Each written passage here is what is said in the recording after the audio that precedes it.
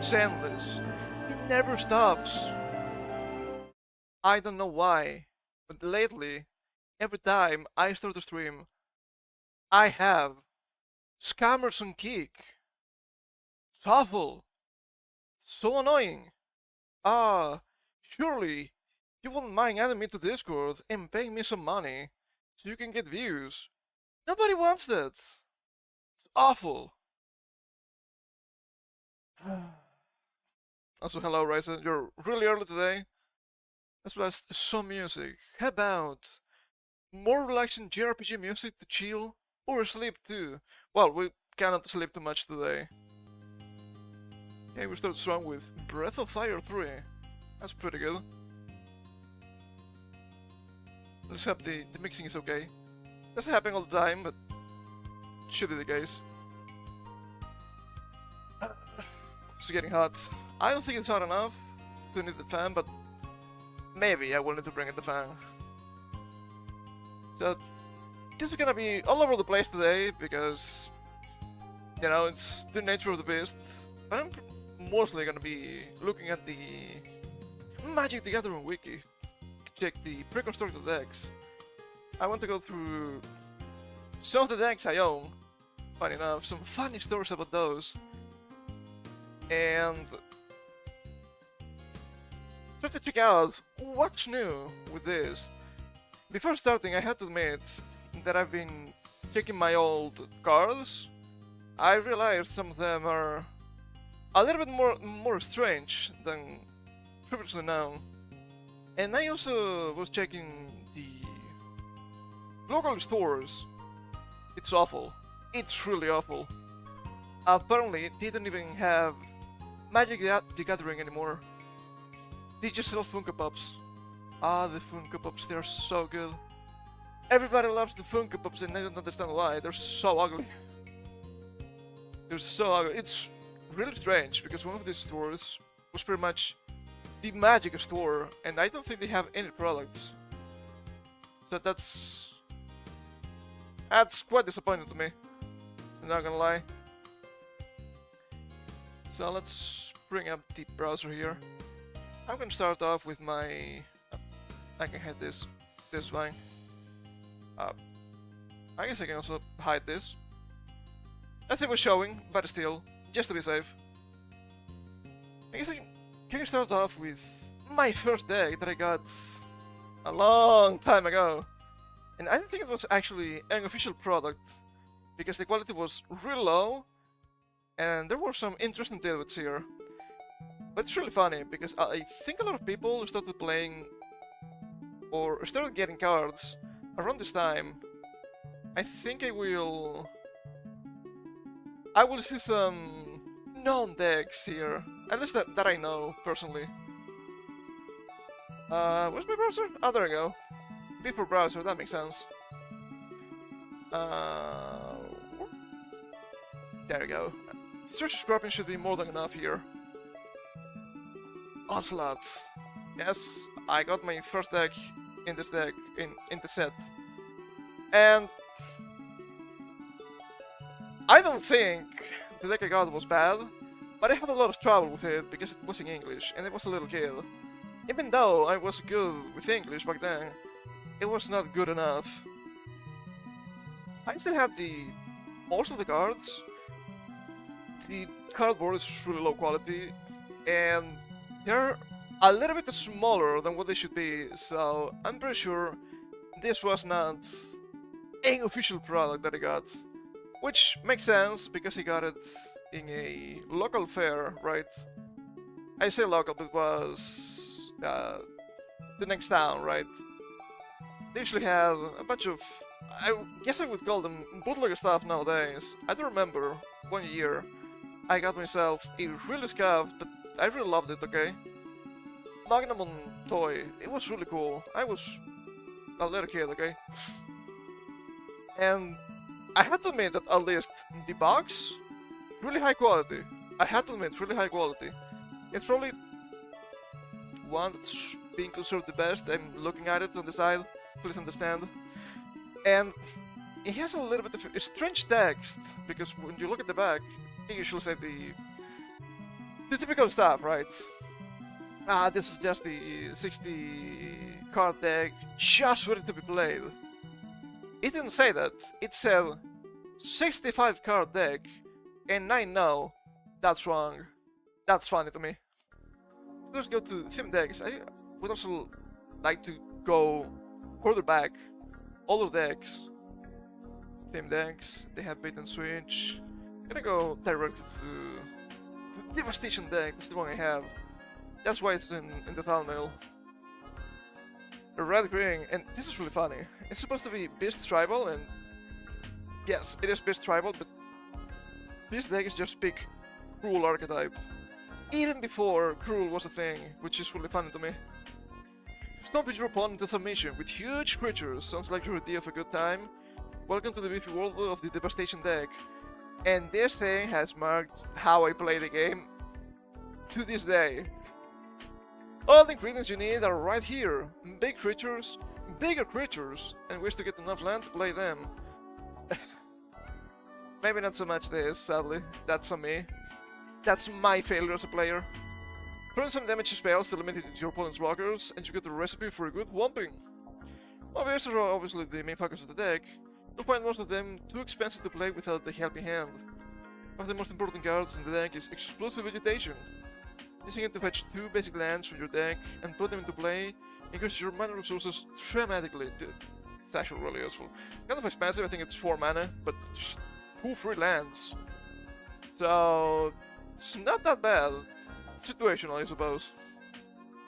Werewolf Elf and Elvish Pioneer also help get your monsters on the table as quickly as possible. With the right draw, you can actually have 6 to 8 mana available on your 4th turn, which is actually really scary. Even if you find yourself hurting for mana early in the game, you'll still be able to play most of your beasts. How? You can play a beast with more face down. Is a 2/2 creature for only mana? I think they mean 3, right? I think it's 3. Morph was such a strange mechanic. And I guess nowadays we have Mega Morph. I suppose it's better. Your opponents want to know how much of a threat your face down creatures are. Some of them are cheaper to turn face up. I think some of them are actually more expensive because they have effects. There to play from your hand. Main your foe's face when your 2/2 creature suddenly becomes a 7/6 Tower in battle. And I'm pretty sure in that fair they had 4 decks. But I looked at this and was like, oh my god, this thing is so cool. And you know what? Tower in battle is still pretty cool. You need to don't be afraid to use Barkhide Maul's cycling ability to search deeper into your deck for land. You'll draw more beasts later to make up for it, especially with the help of your Wildwood Savages. Free drawings, is this blue? It's not, but it's pretty useful. Most of the beasts in the deck can be swapped out for your own favorites. Consider beasts with Morph or Cycling, which has variety without straining your resources. Cross and Tusker is a good choice because it provides land early, or a huge creature later. Astrodome is a 3/4 tramper with Morph. Unless you throw a card whenever it deals combat damage, that's pretty good. I never got any of this, I never got packs for this. I didn't really play this deck until many years later, when I finally found people that played and actually knew more English, and I actually got hold of some of the rules. The Robin's Ballad. It's another 4/4 beast that lets you sacrifice a beast to gain 4 life. As long as it's big, it'll find a home in Devastation. Oh my god. Pretty good. Only 2 rares here. I think the newer decks have any more rares, which I guess that makes sense. We don't get previews. I guess the week is kind of scuffed. So I need to open everything. We go to Scryfall with this, which is buying a single tower in battle. That's really bad. I don't think I have my tower in battle anymore then. What a mistake. Opening everything. I also had a lot of trouble trying to look up either charge, because I wasn't quite sure if I had to write this a special character. I think that's the case. Warhide Mauler, which just cycling. Most of these seem really bad because they're really old, but some of them are actually pretty decent, I think. Buster and Crowhorn, give me the old one. Ah, this is it. It's a goat now. 3-1 with first strike for 4, it's kind of expensive. I guess they have morph. Charging is laid back. This thing is so expensive. If 4-3 that can block for 5. I mean, it's common for a reason, I suppose. Elvish Pioneer, this is so ugly. Give me this guy. And you can play it. You can play an additional land. Well, it's not quite. Enter tapped. Still okay. Frozen Grand Shaker. Better than it looks. 6-6 for 7. You can just pay greens to make beasts trample, which is kind of nice. Skin Bruiser, which is okay. 4-4 with trample for 7. But it gets +3/+0 until end of turn for each other attacking beast. So I guess it can become really big. Snapping the Frag. I always thought this thing looked like the trio from the Pokemon games, you cannot blame me. More expensive to face up, funny enough. I think the effect is okay. A little bit small, but I guess the effect is okay. Even better if this thing flew. When it deals damage to a player, you may have it deal 3 damage. Target creature that player controls, which could be really big. Snarling on track. Okay, you can buff a beast for 3 mana. Ew. Death actually pretty good. Whenever a creature deals damage to Tephroderm deals that much damage to that creature. Wow, get killed. Whenever a spell deals damage to Tephroderm deals that much damage to that spell's controller. And this is red, so obviously this can backfire. So this is really dangerous. Tower Ballast. Wait, I think this is wrong.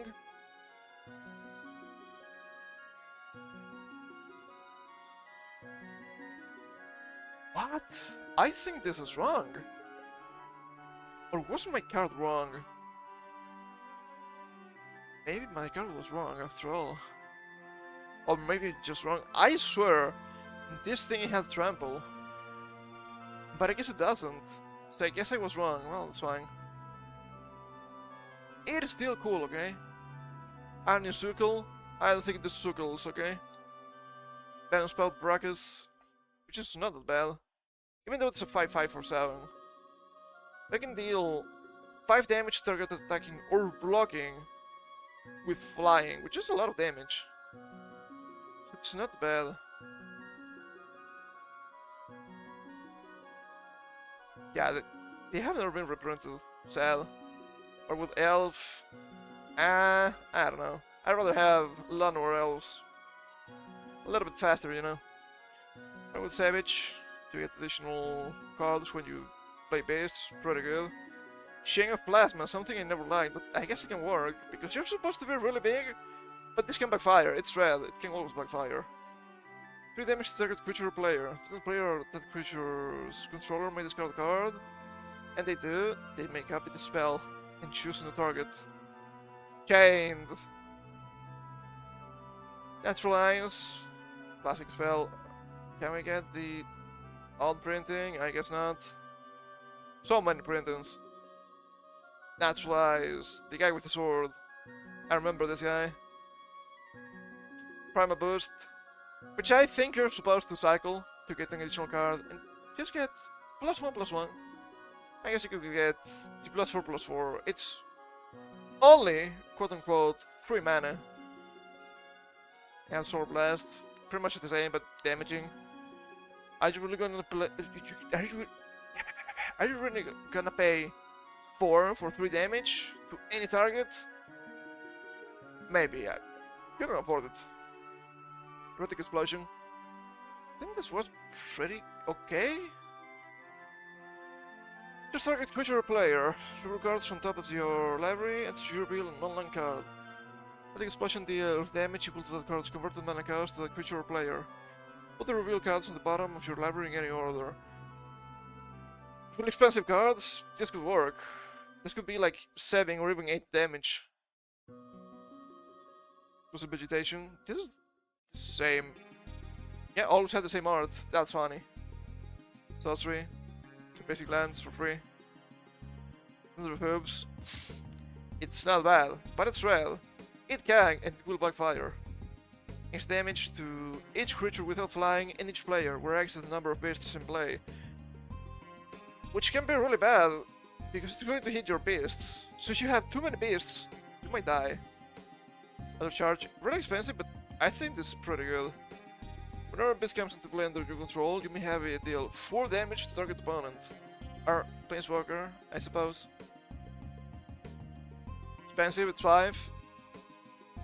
That's not too bad. This is probably one of the most interesting cards here. It took me a long time to understand that this is actually pretty good. Tap 2 untapped creatures you control. You may put a creature card from your hand into play that shares a creature type with each creature tapped this way. So, sure it's 5, but you can keep bringing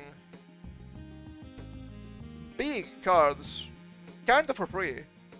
This would work best with tribal decks that could be from really small to really big. So, let's be real, this can work with dragons. Just get a bunch of hatchlings and it will be okay. And I think... was it this one? Social Assault? Maybe it was this one. I don't remember. Maybe it was not this set actually. Just a similar one.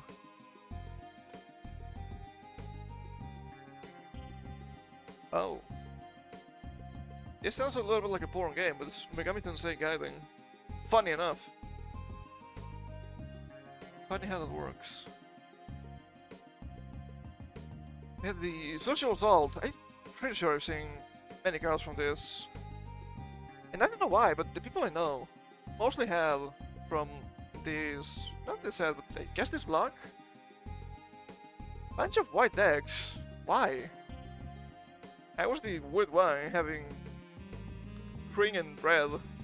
There was another guy that got the goblin deck. He liked goblins for some reason. I guess he used to play goblins, even though it was not his deck. And he had goblins. And you know what? Goblins are good. Bird in Soldier Treble theme. Cool. Usually wet blue decks are thought of as control decks. Slow and creatureless. Creatureless even. Creatureless all deck is right up your alley.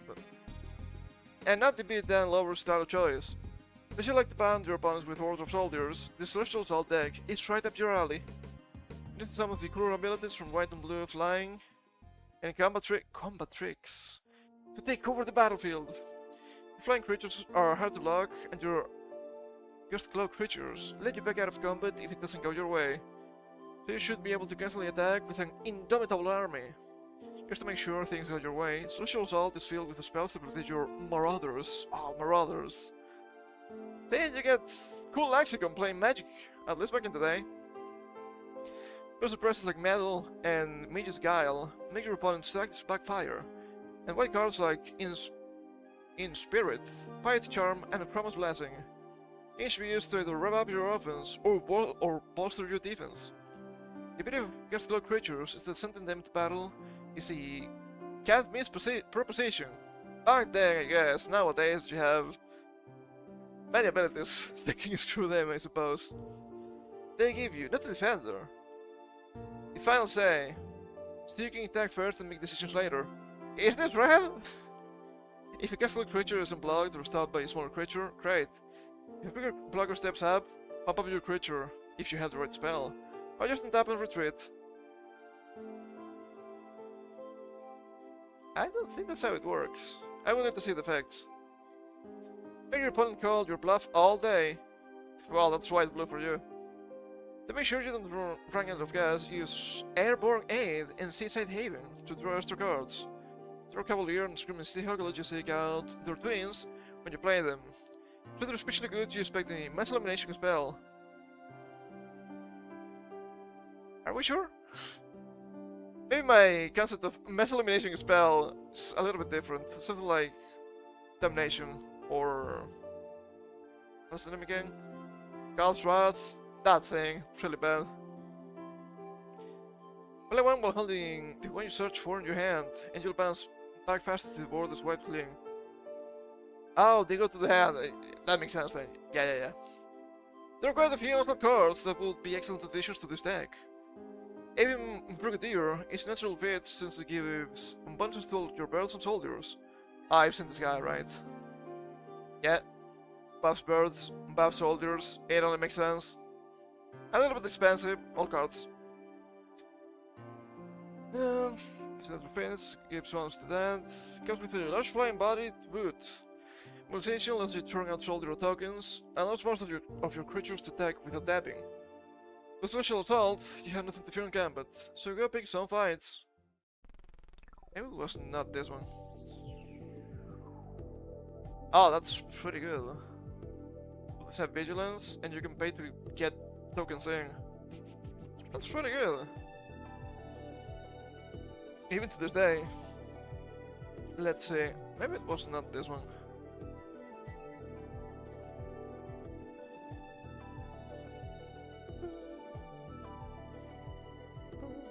Sure, we can check everything here. Why not? Sending Aving, I don't think I've ever seen this one. Can block only creatures with flying. Okay, that's a limitation, I guess. They can be morphed first strike. Ah yeah, you can look up the twins. Dive Bomber. Target attacking a blocking creature. Yes, that could be useful. I don't know, man. This cards feel too expensive. Maybe this is why we used to play real slowly. You gotta be fast. If to play 2-2, you have to pay 3 or 4 or even more. And tap it and remove from combat. Okay, that makes sense. Yeah, they just get untapped and remove from combat. That's actually pretty useful. You can just attack for free, kinda. That's really nice. Gift cloaks. Yeah, all the gift cloaks look like that, I suppose. Okay, flies. Look, any number of creatures, that's pretty good. You only have 4 toughness, so who knows? Spear Courier. Is the thing remembers that? Target soldier gets +2/+2 and has vigilance. Okay, that could be really useful. That could be really useful. Supremacy Hawk. Okay. Dude. I say 2-2 with flying, that's sure. You can search for more Supremacy Hawks. 5 cost? What the hell? Promise Blessing. I'm to say that I'm not sure. But I know that my sister had, I think it was a chroma card from back in the day. She never built angels, which is funny to me. Just control gain protection from the girl of your choice until end of turn. That's really useful. You can just get protection in attack and they cannot block you, as long as just a single color. Choose the type of your choice, get +0/+4 until end of turn. Okay, that's usable, I guess. In spirit. I don't remember this guy screaming. App gets +2/+4, that's nice. I know that some of this I know, because we also went many times to a, I guess it's fair to call it local, second-hand shop. They had a bunch of magic cards, they had the bugs, and we were just looking at them, mostly commons. They had a bunch of, well, I say a bunch, it was more like a few rares, and it was mostly from the Arsenal block until the Ravnica block, so not a whole lot, but they had some interesting stuff. That's how I built my samurai deck. I didn't get any of the cool ones. It was like, what, 15 cents per card or something like that? Maybe lower, yeah, I think it was 10 cents per card, something like that. And they had like a small box with rares, and they had some stuff there, but it was just okay. I think they only had a single rare from the Kamigawa block, and I think my friends got it for me once. They went without me, those fucking guys. I also have some of these. I don't know how I got them, but I know I got some of these. I know I didn't buy them because they are either in English or in strange languages. Do you know that I have Chinese cards? Just a couple of them. I don't know what they are. I know they're red, and that's it. I don't know how to read Chinese. Okay, this is pretty useful. I've used this before many times just to get free shroud. It's actually useful. It's metal. Oh, that's pretty cool. That's pretty cool. That's kind of swerve, but for single target. That's really nice. I like swerve. Blation. Ah, it's the same guy. That's rare. Cool. The owner of target non-permanent shuffles it into his or her library, then draws 2 cards. You might want to use this on your cards to save them and draw more shit. Fight the charm. I think I've seen some of these charms. Destroy target's enchant. Oh, yeah, this is old wording. Destroy target aura attached to a creature. That makes more sense. I don't think we had enchantment creatures back in the day. Target solid creature gets +2/+2 until end of turn, or creatures go to gain vigilance until end of turn. That's a nice card. I like the charms. They're usually cheap, and they give you a couple of interesting effects. Stonefire Bomb. 4 damage to be dealt to target creature or player this turn. And prevent this 1 damage when you cycle. Cool. And fight the strike. Soldiers, what do they mean? Remove target attacking creature from the game if its power is less than or equal to the number of soldiers in play. Usable for a single white, so that's actually nice. Draw a card for each bird in play. Not bad. I guess you can see some of these are not just complete trash, right? Because if you have such an old card that's like, what? 36 cents USD or 17 cents euro. It's actually usable, okay? It's not nothing. It's cheap because it's common. That's it. The trade is not bad. Yes, it's right here. I don't think I've seen this one before. Put the target creatures to their owner hands. It's expensive.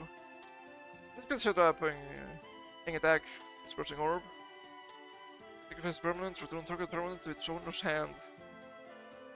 Well, if you can keep creating soldiers, that's actually good. Sand skiing, prevent all combat damage. Be dealt to and dealt by enchanted creature. Yeah, so you enchant this to the guy that can block anything, and then you can just block literally everything, and they won't deal enough damage. I guess with the caveat of trample, perhaps. Also with the caveat of death touch and all that. It's actually really solid. But that was not this one. They also have Beat and Switch. Black and blue. This is creature type changing theme. That's I don't know how to feel about that one, you know. It might be fine. Devastation. This is Ivory Doom. White and black. I guess this was a thing back in the day too. This is Clerics, right? It is. And you can see a bunch of annoying cards here already. Pacifism, really. How many times they had to suffer this? God, everybody run this. I remember this. This print. Hold up, let's see.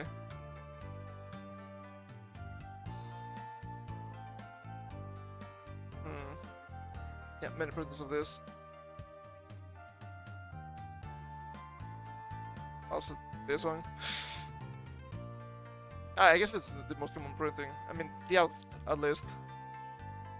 Probably from the 10th edition? I'm not quite sure. I remember this one too. If you can run this, you're running this, just because it's annoying. I guess it's interesting to see Clerks in black. And this is way before Ravnica even. That's interesting. Okay, so let me go back. I'm gonna skip a lot of stuff, obviously. So I can come down here and you have Oh, there we go.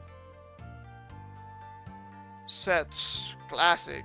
It was just the end of Classic. Legends and Scourge, I think, are the same block. Legends looks kind of cool, not gonna lie. It's 2003. Elvish Rage. Never seen this deck. It looks really ugly. And yeah, they're kind of scuffed, even though they're supposed to be tribals. Because aside from stuff like, in this case, Gem Palms and the Heroes one, I don't think you get anything special. I guess you get a Taunting Elf.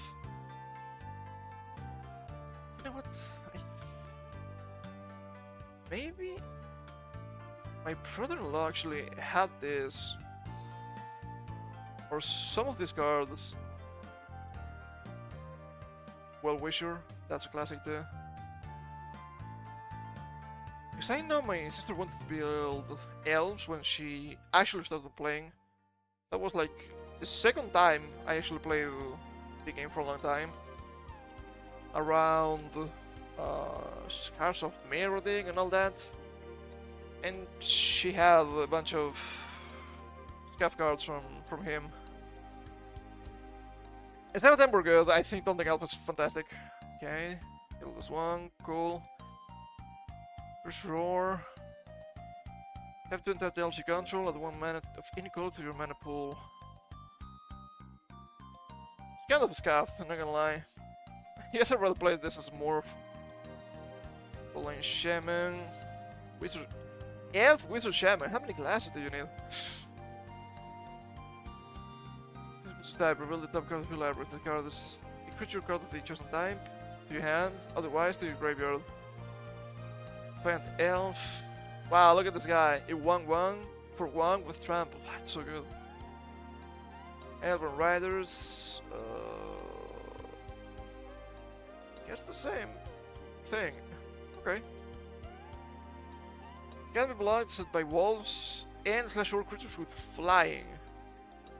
Okay. They could be unblockable. The Path Cutter, that's classic. It's kind of way too expensive. Just to get Force Walk on a single guy. Pioneer. This guy again. Grabber. 3 target artifacts. That's rare for you. And 3 artifacts. Soul Dealer. It's rare, it has to be good. This thing is put into graveyard from play. Choose a creature type. Shuffle all creature cards of that type from your graveyard into your library. That's really nice. That's really nice. Has to be from play though. It's not bad. Also, they have a bunch of mutants here, right? Don't understand why. I don't know too much about the lore. Eldritch Warrior, just a classic. Let's see. The gold ones, yeah. Only 2 prints. It's kind of low. That's kind of low. I have a couple of these guys. Everglobe, Courier. Let me just not untap this thing. Gets +2/+2 and trample. Buffing another elf. I guess that's okay, I guess that's fine.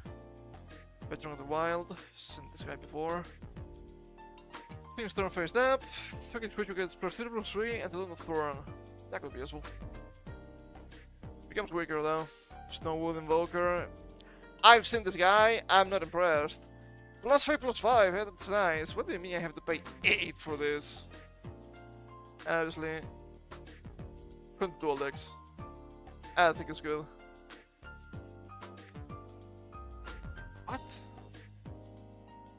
You still get the Snarling Undrak here. But why? That doesn't make any sense.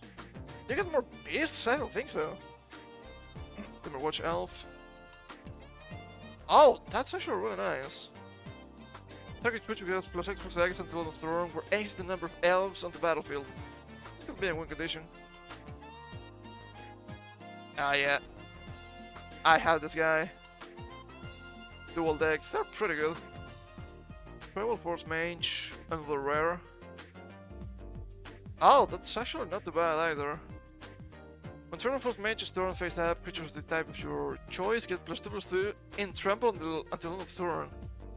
That could be a win condition. Well-Wisher, classic. Of course I have one. With Channel and X Man Affinity. One color. Ranks the number of elves in the battlefield. Similar to the Arc Druid, I'd rather run the Arc Druid.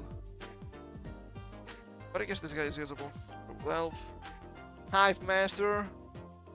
They love insects. I guess that explains the mutants. Morph Mayhem.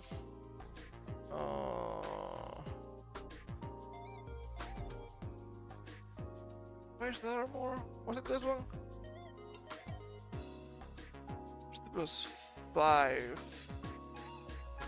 Let me see. He had a bunch of whites and blues for some reason. Don't think it was this one.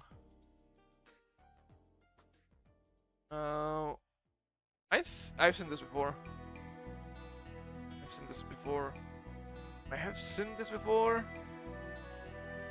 I've seen it before with Provoke. Don't think I've seen that one. Growth Seekers was everywhere. Some basic sets too. And it became a woman. Made that. Didn't see that one. Don't think I've seen those. Talon, maybe it's Super Talon. Whip Quarter. I've seen this guy before too. Oh, it's not a dual deck, that's strange. Wheelbender. I've seen the Wheelbender too. But I think that's because of Time Spiral. So I don't think it counts. It was not that one. Sliver Shivers! 3 colors. Yeah, those slivers do you have? I'm curious about them. Oh, pacifism keeps happening. I always thought they were kind of a meme archetype. That's what I've been told, but I guess they can be really strong. I guess they're just slow. There's liberty to skip damage to the players. Controller may create the free token. That's pretty good. There's liberty to lose damage. Controller gains that much life. That's pretty nice. This one's Dreamer. Yeah, Illusion. Cool. Also, we get +0/+1.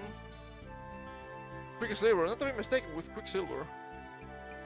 Any player may cast Sliver spells as though they had Flash. Sliver can't be countered. Sliver spells can't be countered. Sliver can be locked and set by Slivers. Oh, that's a win condition. So a Sliver comes to play, choose a color. All Slivers are protection from the chosen color.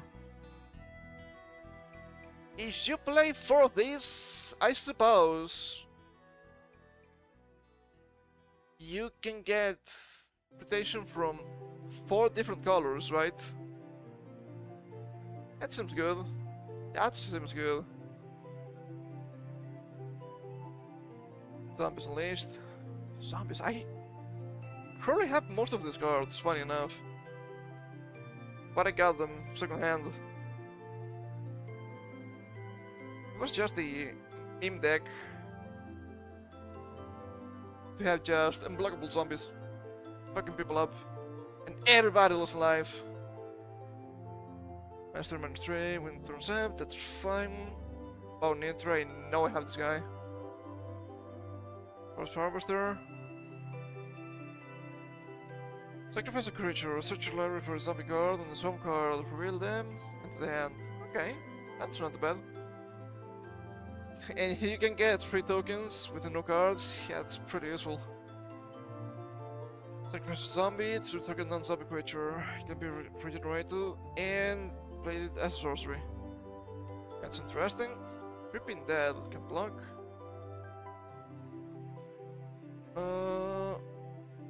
Okay. M-Bound Brawler. Oh, 1.51. This thing was in Legends? That's kind of cool. M-Bound Brawler attacks or belongs. You lose 1 life for each +1/+1 counter on it. That's luck for you. First turn Gowling, we've seen this guy many times. Crash Out Courier. Mr. Bluestone Fear, okay. Chill Pound Polluter. player loses 1 life for each zombie play. That's a win condition. Yes, little remains, and I have this guy, I don't think. At the beginning of your upkeep, if your remains is in your graveyard, you may pay 3 blanks. If you do, return to your hand. Just 0-0 though, he has Amplify. He'll be okay. If you have stuff that triggers on death, that's also fine. Or Muse. Rook his cards and lose his life or X the number of zombies you control. Gary, it's a cleric, next school. I think I've seen that guy. I do have this guy, it's really fun to use. Each player loses 1 life for each zombie in play. Everybody's dying now. I said you get people to hate you, and you know what? They deserve it. Poker, I've never seen this before. Solar's Wang, I don't have this. The Wretch. Sounds like a card from a graveyard, I don't think I've seen it. I have less than expected. I do have Dirge of Dread, more than 1. Look at this guy, another reds! Free Fear, this is a 1 condition. I guess they have goblins in this one. I guess it was a good Scourge. Ah, yeah. With the schools. Goblin Mob! I want to play goblins! And you know what? I think this deck is kinda fine. Max attacks. Bring in black. Pulverize. Red and blue. I want to check this. What was red and blue? Storm Surge, I think it was this one. I do have some of these knights. Okay. Check a bunch of stuff here. We need to see the goblins. They're a little bit better, I suppose, but I will always love the Sulfuric Vortex. It's so much fun, it's so annoying. At the beginning of each player's upkeep, Sulfuric Vortex deals 2 damage to that player. If a player would gain life, the player gains no life instead. Always such a pain in the ass. I think I have it. People don't like using it. Why not? Why not? Okay, we have interesting stuff here. The Reckless one. Rock Jockey? The Sparksmith! I like this guy, even though it's not that good. You can play the Rock Jockey if you play the land. You can play lands if you play the Rock Jockey. It's a 3-3 for 3. It's fine. X damage to target creature and X damage to you, where X is the number of goblins in play. Really dangerous. Really dangerous. So let's see. What about this? Pulverized deck. Was this thing for Ravnica? Maybe it was. Let me take a sip.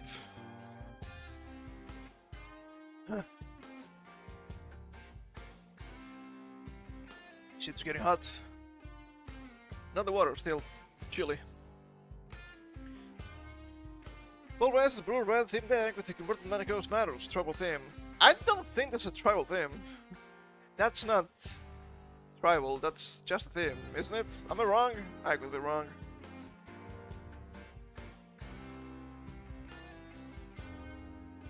Play your matchup once again with your nemesis, Fred.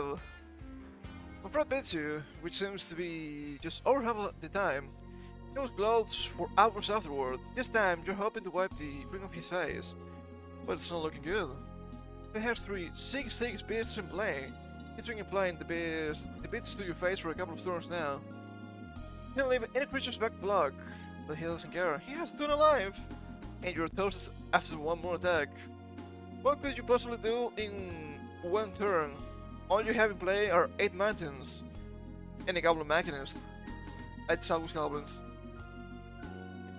The Machinist has 0 power, but you have faith. You draw your card for the turn and mounting. You play mountain number 9. Just give up! You choose Fred. You're done! Not so fast, Fred. You attack with the Goblin Machinist. You pay 200 red to play Machinist ability. You reveal cards. Scornful Egotist. That's +8/+0. You play the ability again and reveal more cards. Even Fate Shaper. So +7. And once more, Erotic Explosion. For another +3. An 18 power Magnus, not quite enough. Fred wins by the skin of his teeth. He looks a little nervous. You asked for a rematch. Before you know it, you're on the brink of losing again to the same giant creatures as last time. Is this devastation? It could be. That's 16 life, and you're wondering about the existence of miracles. You have no cards in hand, and you've thrown way too many lands in this game. You have 5 islands, 4 mountains, and 2 face-down creatures, a scornful negative, and a mischievous corner. That's a gear, right? It looks grim. Once again, you should draw what will be your last card. Threat of Fire! While friends looking away, decide to feign defeat. You tap 5 lands and play Torrent of Fire. Then you tap an island, enter a scornful negatives face up. That's an 8 damage Torrent. Sure, whatever, says Fred. Now they cut the grass. You did 3 more lands to turn the corner face up. Made it 2 8 damage Torrent, Fred. There's 2 to gloat. Cruel, yet worth it? Most definitely. That's strange.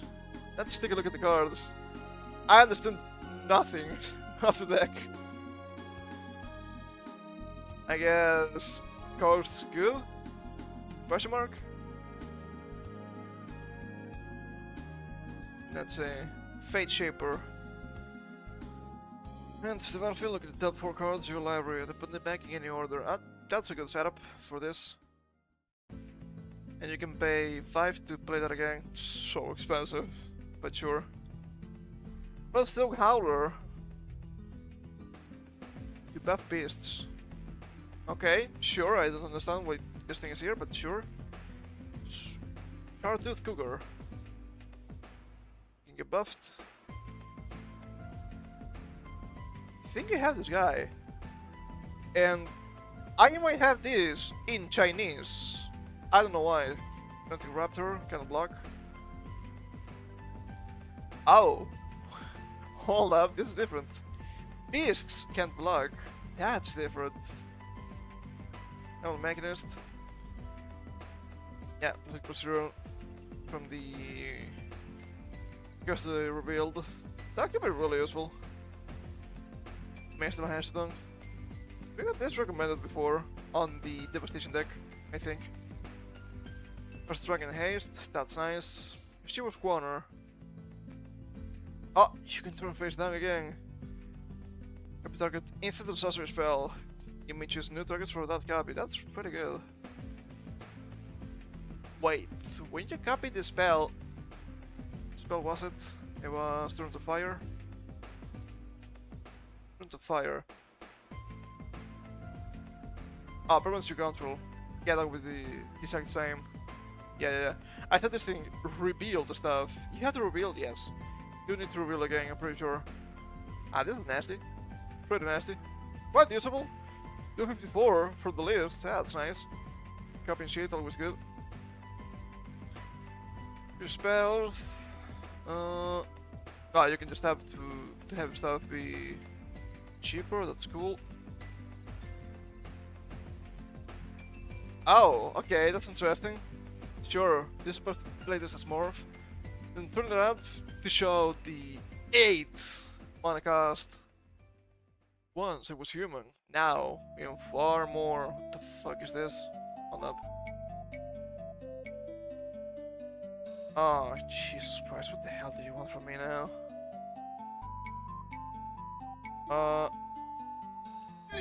Instagram? Fuck off. I don't know what you this. I don't know what you this. Shoreline Ranger. Okay. I guess she must have really expensive cards here. Excuse Blast. Okay, that's just silly. At the beginning of your upkeep, flip a coin. If you lose the flip, turn Skittish Blast face down. I guess you could do that. This isn't that good. I think I've seen this before. Probably MTG Forge. Thundercloud Elemental. Oh, you can just tap the weak asses or make people lose flying. Interesting, Carbonize. I've seen this card many times before. It's in the Goblin deck too. Damage target creature player. Now regeneration. And if it was going to die, exiled. Crystal Shield. I think I've seen this before. That's not a bad counter spell for this deck. Protect Explosion, we're seeing. Rush of Knowledge. That's the same. Draw cards equal to the highest converted mana cast among permanents you control. That could be useful. Slice and dice. I've seen this. Just Empty Forge. For damage to each creature. Interesting. Torrent of Fire, we just saw. Dragon Breath. Pretty sure I have this one. Do I? Maybe I don't. I think I've seen this guy before. If the creature has haste, you can just pay reds to get more attack. When a creature with converted mana cost 6 or more comes into play, you may return this from the battlefield into play, enchanted that creature. There were a couple of enchantments like that in this set. Both that comes into play, search your library for 7 cards. Move them from game, and you face down pile and shuffle that pile, and shuffle your library. If you will draw a card, you may instead put the top card of the pile you removed to your hand. Okay, that could be really useful. Parasitic Pillar. Whenever a player plays a spell with converted mana cards 3 or less, Parasitic Pillar deals 2 damage to that player. This seems annoying, I like it. Not too bad. Okay, what's this one that I know most people had? I think so. I'm seeing some... No, guys, this sounds like Toho. What the hell?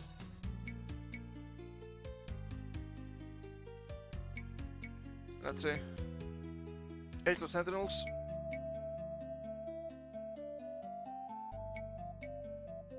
Yeah, when this creature blocks, it becomes a bird giant and loses defender. That's kind of cool. 8 of Force here. I've seen this guy so many times. Whenever creature is thrown face up, put a +1/+1 counter on 8 of Force here. That's actually kind of nice. Aim Liberator, I've seen this guy before. Ghost Watcher, I've seen this guy before. The Remender, I've seen this guy before. Blade Lit, I've seen this guy before. Cat Tracer. That's looking familiar. Chronoline Strategist, I've seen this guy many times before. Noble Templar. Not only have I seen this guy before, I also have it. It was given to me. Shoreline Ranger? Maybe. Silver Knight. I do have the Silver Knight. And also the Silver Knight. Recorder. I've seen this guy before. White Knight. I do have this White Knight. And also this one. Will Bender. I've seen this guy before. Pitiless Inquisitor. I've seen this guy before. Astral Steel. I have. Chaining of Vapor. I think I've seen this. I think I've seen this. Ring of Blades. I have. For the Faithful, not sure. Spy Network. I have. Wind Shots. I have. The Desire, I don't think so. Temporal Fissure. Maybe I have. Maybe I haven't. Yeah, there's not a couple of guys that actually have this deck. Fun enough. I ended up with a bunch of those. So that's kind of cool. And that's it. Let me go take a look at Ursa for a second. Just to make sure. That was the thing. It had to be blue. White Wind theme deck. Sleeping enchantments. What the hell? Red Green aggro. Deco. Tombstone. Red Blue Black. Because I think that my brother-in-law started playing with this block. And I think he had a deck from this. But I might be wrong. He just made the deck, after all. Enchanter, white blue. No, it doesn't like it. Monkey? I'm a monkey! Tempest? I have no idea. I'm just looking around now. The Prince. Look at that! 3 counter spells, that's really nice. Knight of Dawn? I think I've seen this before. Hold up. Protection. It's not bad. There's a Wrath. More slivers, look at that. It's not a meme. Swarm.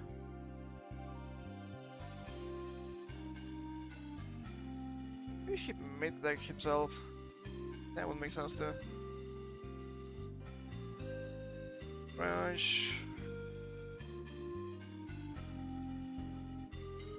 Oh, merge the name of the set. Burning a Sky. Jingle Jam. Night Terrors, that's just black. I like the wind.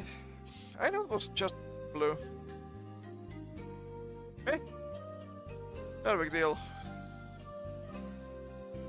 Apparently they also have preconstructed themed decks in the core set. I don't think I've seen any of this before.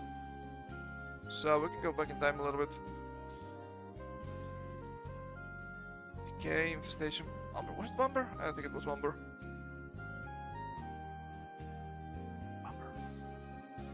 Confiscate? Maybe it was this one. He did play with Confiscate after all. I'm pretty sure. Right? Control Gentle Permanent. Maybe it wasn't a called Bomber here.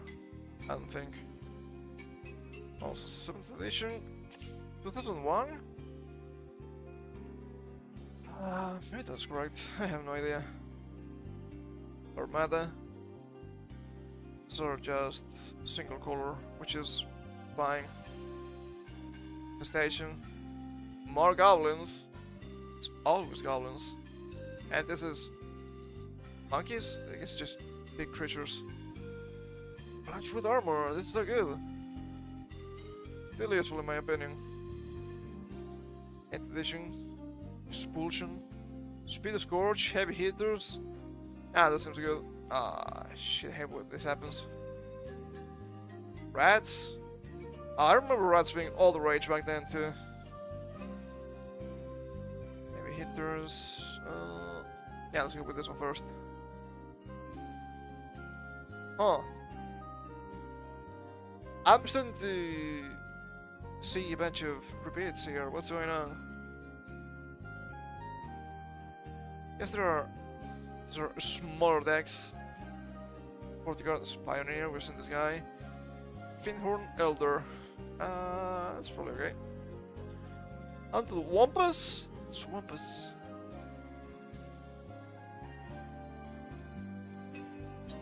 The player may put a creature cards from their hand into the battlefield. Oh!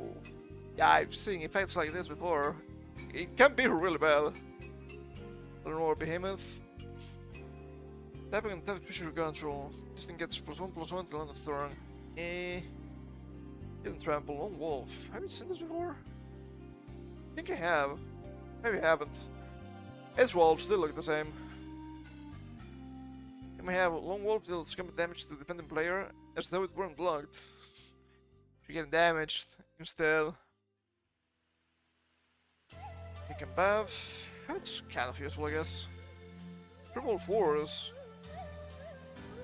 Oh, when this thing comes to play, sacrifice it unless you sacrifice 3 forests. Scare rocks. I've seen rocks before. I think I played against rocks before in MT Forge. I'm pretty sure Garruk had this guy. Maybe not. You may have rocks deals combat damage to the defending player as though it weren't blocked. But it regenerates. It's endless. It's endless. Upper middle class price W. Get killed. That's all you get. That's all you deserve. Get out of here. So sick of the fucking bots. It's endless, man. It's fucking endless. I swear to God. I think this is okay. It was recommended for Devastation. I have no idea. Spine Worm. Just a guy. Cool. Old elves. Have you seen these guys before?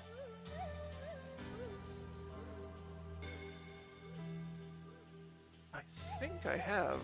Oh yeah, dual decks. I think I was to play, so survival for first card, and put it into play. That's not too bad, it's expensive, but more lands. It's lore. I don't have lore. You know why? Champions of Kamigawa. Can growth, classic, naturalize, classic. Rampant growth. Also kind of a classic, I think. Oh yeah. I've seen this many times before. Wing Snare! Destroy target creature with flying. Guess it's kind of old. Roll of Brewing! Not too bad.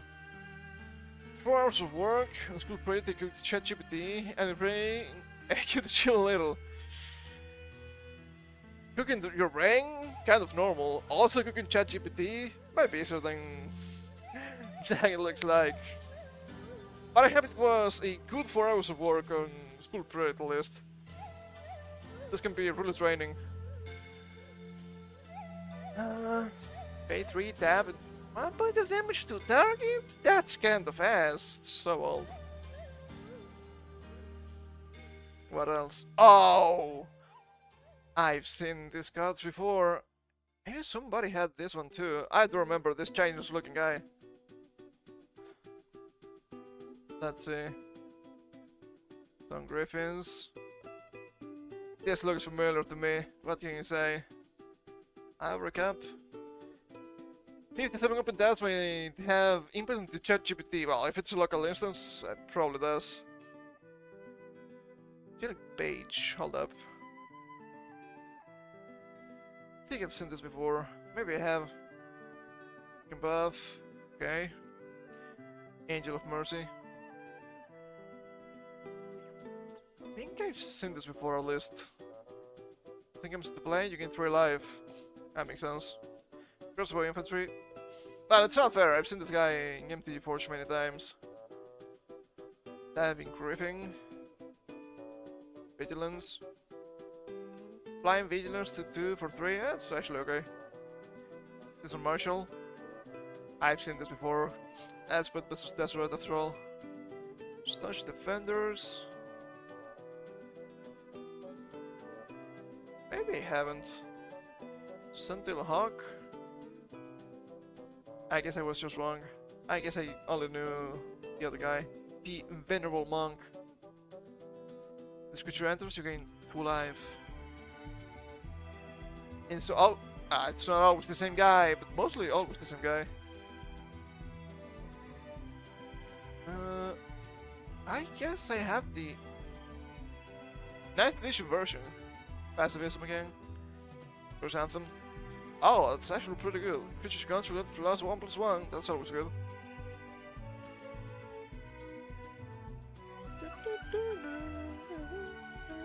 Wild Arms? Wild Arms! I have never played this game, but I know this song. A friend of mine actually really liked this game, and he used to whistle the song a lot, especially back in the day. Did you know that my memory is really good? And Spirit Link. I don't think I've seen this either. I guess it was just the monk Chastise. Trigger the attacking creature, you gain life equal to its power. That's actually useful. Expensive though. I'm quite sure which one I've seen. Kill him solve.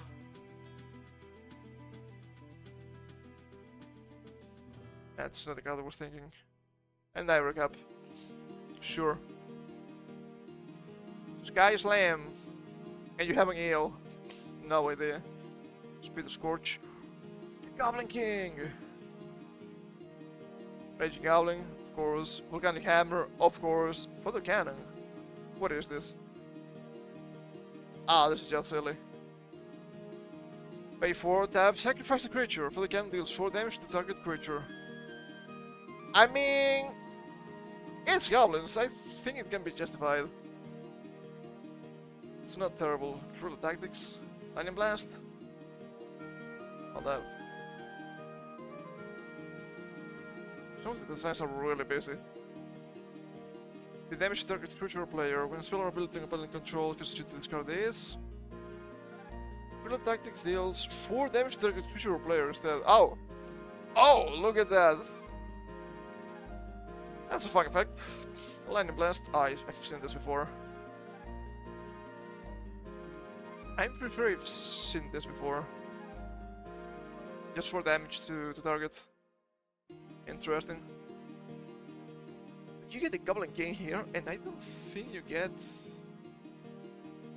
Because you're not gonna get an Elvish Champion because it's not Elves. That's kind of sad. Dead again. Custom creatures now, I'm curious. What about the Army of Justice?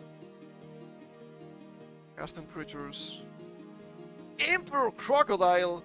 What is this? Yeah, the Spider, Caboose, my Enchantress. Well, look at that, Naturalize. Bottle Gnomes! Ah, you've been gnomed! Emperor Crocodile. It's the guy in the box. When you control another creature, sacrifice Emperor Crocodile. Sad. It's not a bad creature, I guess. Reinforcements or refreshments. Ah, I've seen this many times before. Surprisingly enough, not because of the dual decks, because I never got that one, but because of fucking mirroring. Regeneration. Ah yeah, you can just pay to regenerate, pretty good. Which reminds me, back when I was playing in my local game store, even though I see the locals actually kinda far, there was a guy, well there was a couple of guys, they were friends. One of them was the guy that had the Sliver deck, that's why I thought it was kind of a meme. Also had a really old Nicol Bolas deck before Planeswalker, so you know think was kind of grim. And he played in a really strange way. Because I don't think what he did made any sense. They played Regeneration as a passive ability. As in you can keep playing the ghost to get like shields instead of being a reactive ability. That's how you're supposed to play it. So I'm not gonna say they were cheaters, but that was not normal, okay?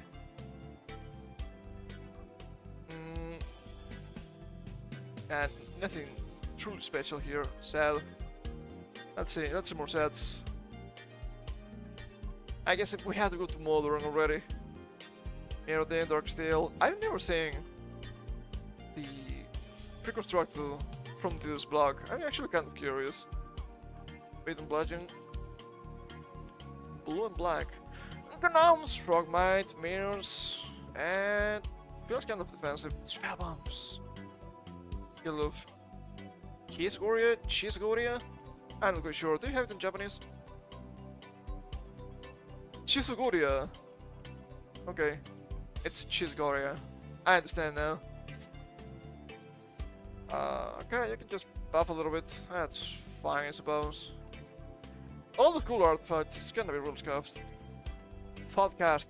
Everybody had this card. And not only because of Esprit vs. Desperate, I had this before. I don't know how, but I did. I mean, if you want to play artifacts and you're playing blue, I guess there's no reason to not run this if you have it. Little Bashers, white. White Weenie! What is White Weenie? Single archetype that is relatively cheap, mostly if converted mana cost 1 or 2. Efficient white creatures, most of which have some sort of combat evasion or ability. General aim of a white Weenie deck is to deal damage as quickly as possible and as efficiently as possible. Some white Weenie decks achieve this by utilizing pumping enchantments such as Crusade and Glorious Anthem. Can we actually see Crusade in this rifle? This card does not mean it.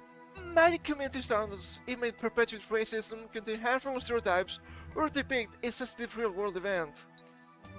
You anyway. Is it my fault? Is it my fault? It is not. And I think I've only seen this card from the Elspeth deck. It's obviously really good. Ah, Jesus Christ, you're so annoying. This fucking revisionism. Ah, not the community stands. Who gives a fuck? We all know the Crusades were a thing. This is just like the guys at... Well, I guess it makes sense, right? Because it's the same fucking company. The guys at D&D, it's all Wizards of the Coast at the end of the day. Being so PC... Ah, but the old issues were so racist. How is it possible that you can call a level 6 rook a llama? Well, that's fine. I don't think that's a big deal. It would be the same if she wants to call them the Pope. I don't care. It's a power level, it's fine. Are you gonna be bitchy about that? How many times have we fought Shiva of all things, okay? More than you can count. Why is that? I played Rumble Fantasy. That was quite a different Shiva. Here's if the White Winnie archetype is indefinite. It suggested it was present since Alpha. Stage which feature cards like the well-known White Knight, Seven Lions, and Crusade. White Winnie deck is still remains a popular deck design. I guess that makes sense. White Winnie! With equipment, I do like equipment. Locks and Warhammer! Fire Shrieker, Bong Splitter, Banshee's Blade, Leonin Symmetry. No more of these cards. I've never seen anybody with preconstructed mirror and shit. Funny enough. But you know what? It works. Sacrificial Bam.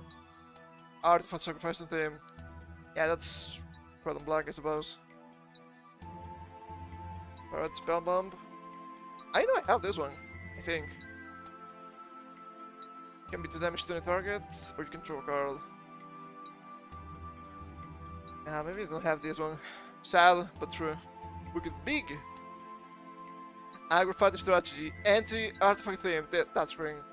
You just said win twice. Tajlal. Copper Mirror. One Dosing Eyes. What is this? Oh.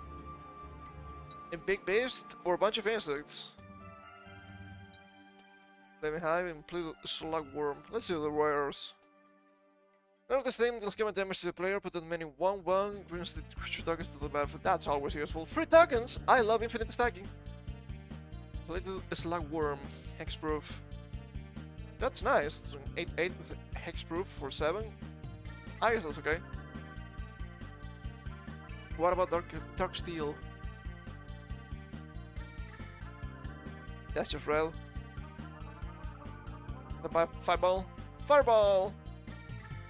Grenade Shot. This sounds familiar. I ran this in my first try of an Izzet deck before knowing Izzet. Even though Izzet was there. Mind Swarm. Swarm and a Slam. That makes sense. Magic Jalel. Mere Matrix and Pulse of the Tangle. Struggling a little bit. How hot is this? It's something kind of hot. Oh, I've seen this before. One of my friends played mirrors just as a meme. It can work, but you need really specific cards to get it rolling. Intractable, all mirror get +1/+1.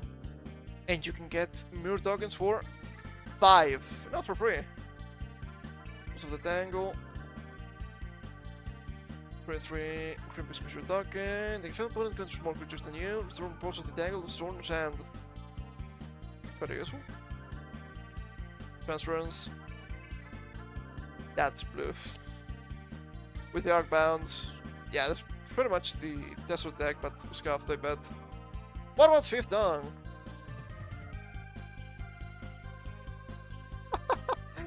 Nuts and bolts. This is nuts. The Ornithopter. Cumulux is here.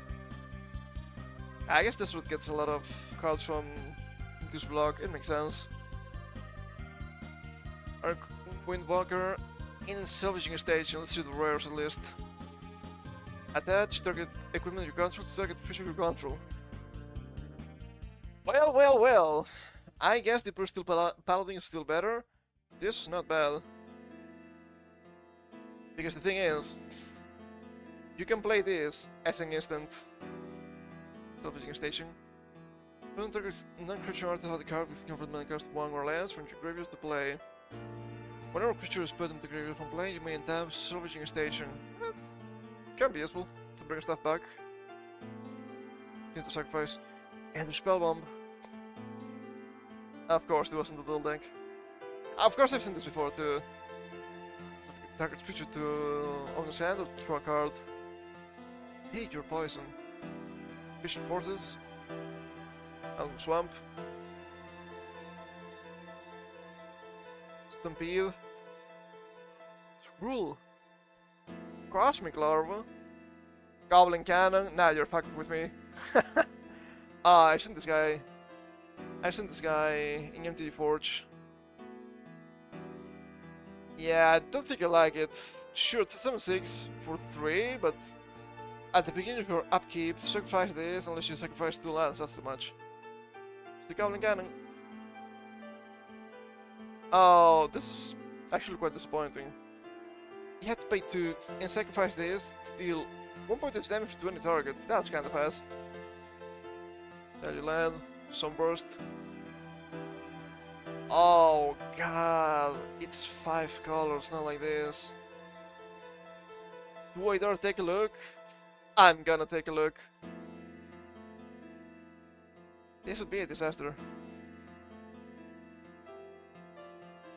I guess they didn't have this deck in stock when I was actually looking for a 5-color deck. Never got it. I guess luckily for me. Sunburst. Okay.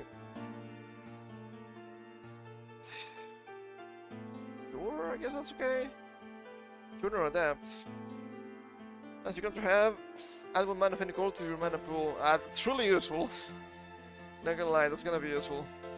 For Avenger with Sunburst. Get fly from strike or haste until end of turn. That's fine. If you can get proliferate, which was not a thing back then, that's good. Move 2 counters to get +4/+4 until end of turn. That could be useful. Sky Rich Manta with flying. Spinal Parasite. Going to counters from this to remove a counter from a target permanent. Oh god, it's a -1/-1. Suncrusher. Remove a counter to destroy target creature. That's pretty nice. Really expensive. Remove a counter to return this to its owner's hand. Okay. Not bad. Expensive. So you can lower the cost. Pretty good. This untouched mirror. It only makes sense. Notebook Explorer. Add to your mana pool 1 mana of any color that land the component controls could produce. Breathing Acolyte. 1 mana of any color. Yeah, just transforming stuff. There's Reflection. Additional 2 mana in any combination of colors. I guess it's okay. You need a lot of mana manipulation for this to target artifact. Scry 2. Interesting. Journey of Discovery. I've seen this before. Chromatic Sphere.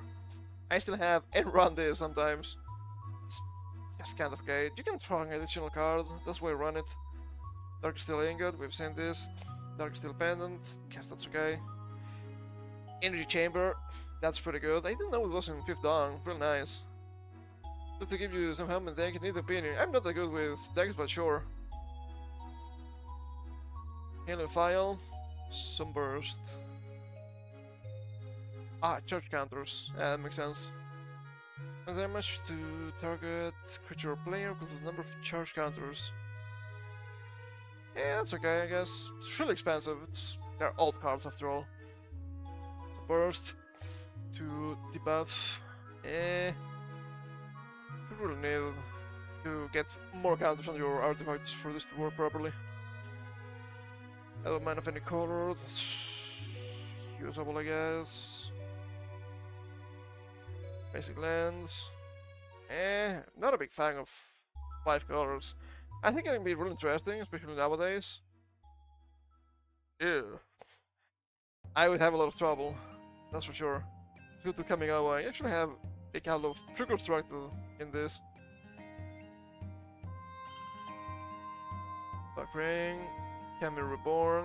I don't think I'm seeing anybody with this. Snake's Path. I do have this one. If you're trying to um, share a link with me, it's not going to work. You cannot share links on YouTube unless you're a mod or the owner of the channel, which is a little bit scuffed. But trust me, I get it. I think that's for the best.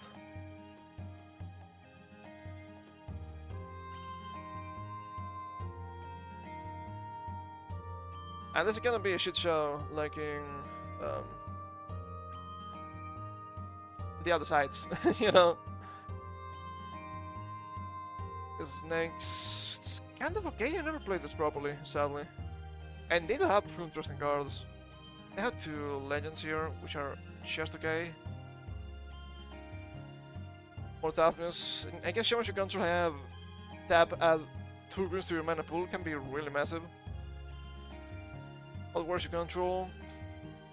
Get not quite Death Touch, but kind of Death Touch, which is nice. Just a little bit blooded on Mog's Field. Ah, I guess you go. I mean, you can just throw the link on Twitch if you have it. It's not a big deal. This is Divining Top. Which you get pretty much Scry 3. Not a big deal. Draw a card and put this thing on top of its own library. This was not a rare back in the day, but it is now. It's a nice effect. I never played this properly, sadly. Chunky Bell. During your upkeep, you may have target creature you control with +X until the end of turn, or X the number of creatures you control. If you do, sacrifice that creature at end of turn. If you have big hits, that's gonna be good, and obviously the hatchery. But when I got this deck, I didn't understand how counters worked or anything. So there's that. It's a battlefield with X charge counters on it, so it's half of what you spend. P5, you tap, you put a 1/1 green snake creature dog into the battlefield for each charge counter. If you can become really massive, that's room for you. Never played this properly. I gave most of these cards to a friend. I think he wanted to build something with them. I don't know if he did. Great Bang. Rose Yamazaki. Most of these cards I know. With the Warrior. I think Mirror Friend also had this deck. He gave me a bunch of his cards to build my samurai deck. That's why I don't mind giving him a bunch of mine to, you know. It's just a give and take. 4th Index, Dark Devotion. Oh. There's different ninjutsu. I wish I bought this one instead of the one that I got. Something great. More rats. Spiritcraft. It never got too much. Saviors. I got the critical mass because I played against the guy that had it, and I thought it was cool. It's actually really scuffed. Really scuffed. He has some interesting spells, but I think they're really hard to use in actual play. During a number of mountains you control to their owner's hand. Roll down seconds and deals damage to target creature equal to twice the number of mountains returned this way. Creature. That was cool. This is 1000 stings. You can lose 1 life, and you gain 1 life. I guess there are gains, and you can do stuff with that, but eh. You need really good plays for that. And more cards in your hand than each opponent. You can return this to your hand. Cleanse of the blood hand. For damage to the target player can be prevented. They cannot gain heal. They cannot gain life. They cannot heal. And yeah. Also the sorcerers. Thinking to Takenuma. Just discards during swamps, which is okay. Currently Ember deals damage to target creature or player equal to the number of cards in your hand. This can be okay. 4 for sorcery, it's a lot. That's a brewing. Which can be useful. I never liked this card.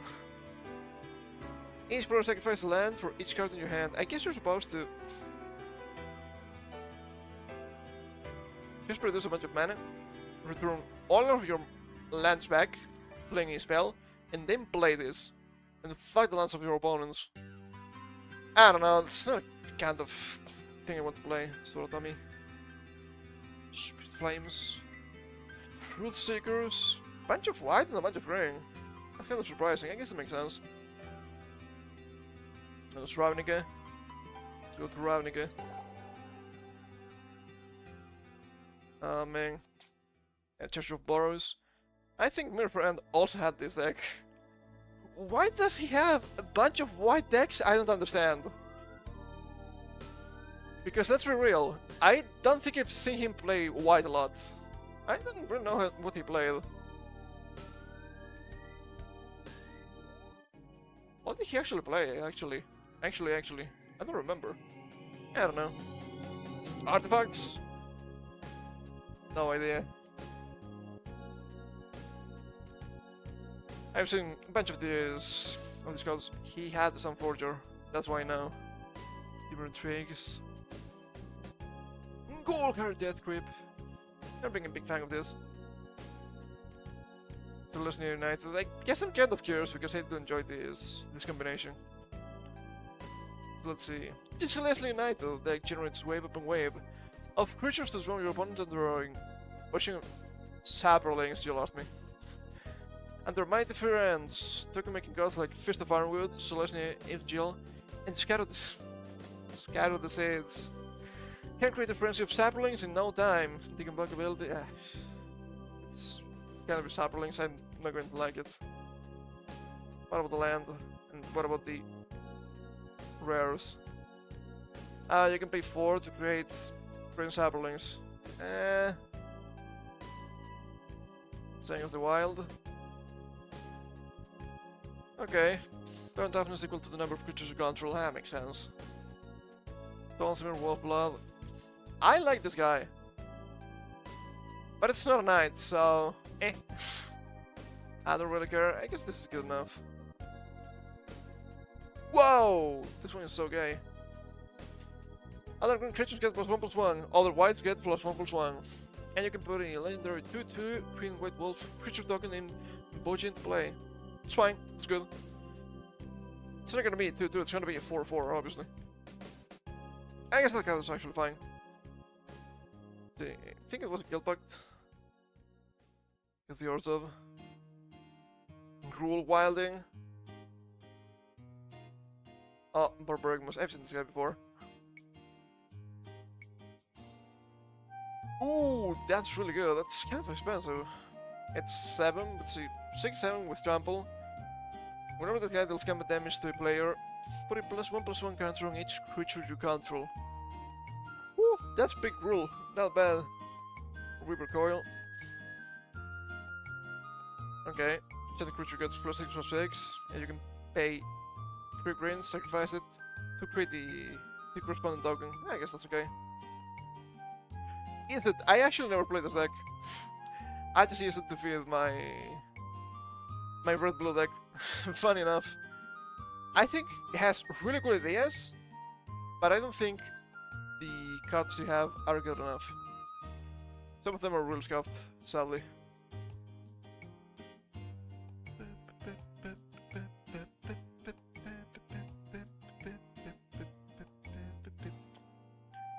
Dark Cloud too. Is that the game? 128. That's the game. Oh, Baroque. I've seen the game, it's really strange. Oh. It was for the PS1 too. I don't think I've seen the PS1 version. That's interesting. That's quite interesting. Now that I'm looking at stuff here. Time is it? Feels so early. I mean, it's kinda early. The East gets Mammoth deck, that's what the Mad East Scientist Wizards do best. Whip up tons of nasty instants and sorceries, with explosive results. The deck is jam-packed with instant and sorcery spells, many of which can copy themselves thanks to Replicate. Replicate is a good mechanic. but the spells themselves are mostly ass. That's the problem. And I think I'm running some of the spells somewhere in some of my actual decks. Nearly all the creatures in the deck reward you when you play instants and sorceries as well. Duplicated copies won't trigger your creature's abilities, but who cares? That's bad. That's a big problem. If that's the case, the replicate spells should be cheaper to pay and to play both. You're getting tons of extra spells, it all adds up to an avalanche of magical craziness that'll bury your opponent. I think this music is kind of loud.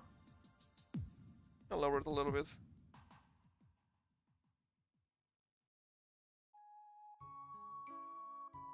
Wild arms again! Keeps happening.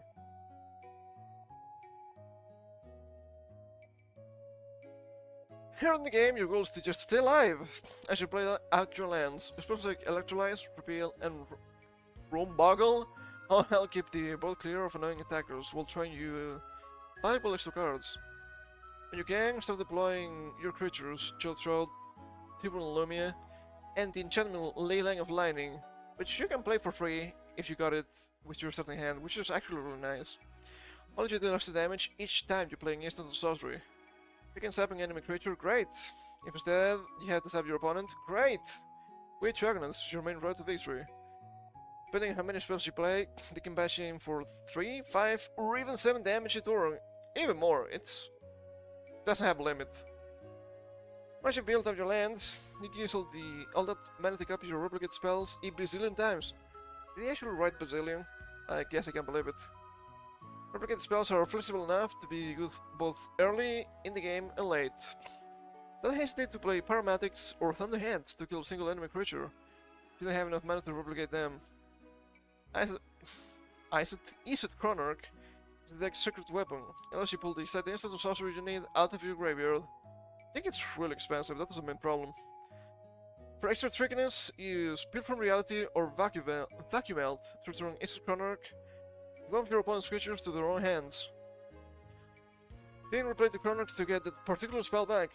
You can give your opponent's best creature off the table forever. Unless they counter it, I guess. Like one of these experimenters, you can customize this deck in a variety of ways. You can combine more with Dragonauts and Geothroats with cheap card drawing, and the 9th edition sets Sleight of Hand. To share out bonus damage as fast as possible. But you can add more kill pack tasted cards like Niv Method, Define Mind.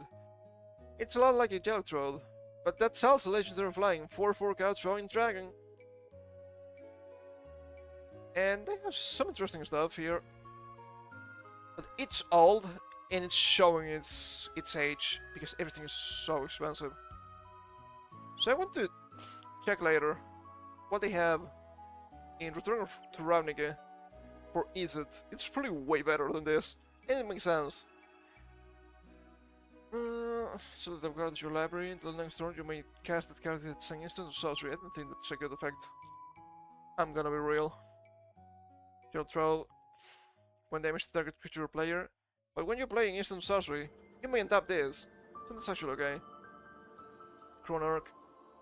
It's 5. But when it enters the battlefield, return target instant sorcery from graveyard to your hand. Which is okay, it's still too expensive. Use it Guild Mage. Kind of scuffed. You can copy instant sorceries if they are cheap enough. I guess this is the really scuffed way of copying lightning bolts and whatnot, so could be better. When this thing becomes the target of a spell or ability, return to its owner's hand. Cool. Tiburon Lumia. I guess they're okay. They're not the best in this fucking deck of all things. Whenever you play a blue spell, target creature gains flying until end of turn. When you play a red spell, this thing deals 1 point of damage to each creature without flying. You can kill yourself really fast. That's red for you. Wait, Dragonauts, really good. You cast into sorcery, +2/+0. Nice, damage. Line of Lightning. Thing is, you have to pay 1 more to deal that point of damage. It's kind of sad, it's kind of rough. But you can begin the game with this in play. Mark of Eviction. Queen of your upkeep, return enchanted creature, and all ours touch the creature to the owner's hands. But this is kind of useful because you can keep playing this for a single blue, unless they destroy it, which is actually nice. Convolute. Oh. The Lizard Wizard. Counter target the spell, unless its control pays 4. Naturalize, I like it. Damage. Divide as you like. And then you draw a card. Really nice. Frazzle. Counter target non-blue spell. For 4 mana. I just read it wrong. A normal counter spell. But I guess they are expensive. From reality. Don't remember this. Yeah, return the 2 cards to their hands. Aromatics. Deals 1 damage to target creature or player, and you can replicate. Thing is, you're paying 2 mana for a single point of damage, which is not a lot. It's actually kind of low. It's actually kind of scuffed. If the replicate, it doesn't trigger the abilities again. Peel, Reroute, which I always found it to be really funny. I like this card. Rumbuggle. Counter target spell, unless the control pays 1, and draw a card. I guess you can draw a card. It has an use. Dead in time, hold up, what? Look at the top of 3 cards of your library. Put one of those into your hand, one on top of your library, and one in the bottom of your library. It's only 2, I guess this is fine. Then the heads, just S. Put a 3/3 blue weird creature token with Defender and flying to the battlefield. Excited at the beginning of the next end step. It's 3 mana for a 3/3 flying Defender. It's not that good, guys. It's not that good. Ring of Embers. 1 point of damage to each creature and each player. I guess that could be okay. Ring of Thought. I think this is okay. Draw a card, replicate 2 for 2. You have a lot of lands, and you get Ring of Thought. You can replicate this like twice, or maybe 3 or more times. Get a bunch of cards. This is much better. Document. It's the same. Yeah, it's the same. Don't target creature to its owner's hand. 3 mana for each copy. It's so much. It's so much. And apparently in this box, because it's the newest box I have, even though I bought this so long ago, and when I bought it, this was really old already. So I got it on sale for like $8, and for $8 getting this, I think it's fine, probably. At least back then. I'm using this box for my elf deck now, I guess. Attention. Zorius. Rakdos. Not a big fan of Rakdos. Team Mythology. What do you have? I was always kind of curious about streaming archetypes. I've only seen Usus and similar stuff. As an activating abilities, a feature of the creature with a +1/+1 counter on it. Put a +1/+1 counter on target creature. For 6. For 6. That's interesting. Pretty Hulk. Whoa, this is a mythic rare now. What the hell? Good card? When Pretty Hulk dies, search your library for any number of creature cards with total mana value 6 or less. Put them to the battlefield and shuffle. That's really good. Hold up, what do you have here? Billion creatures, I guess.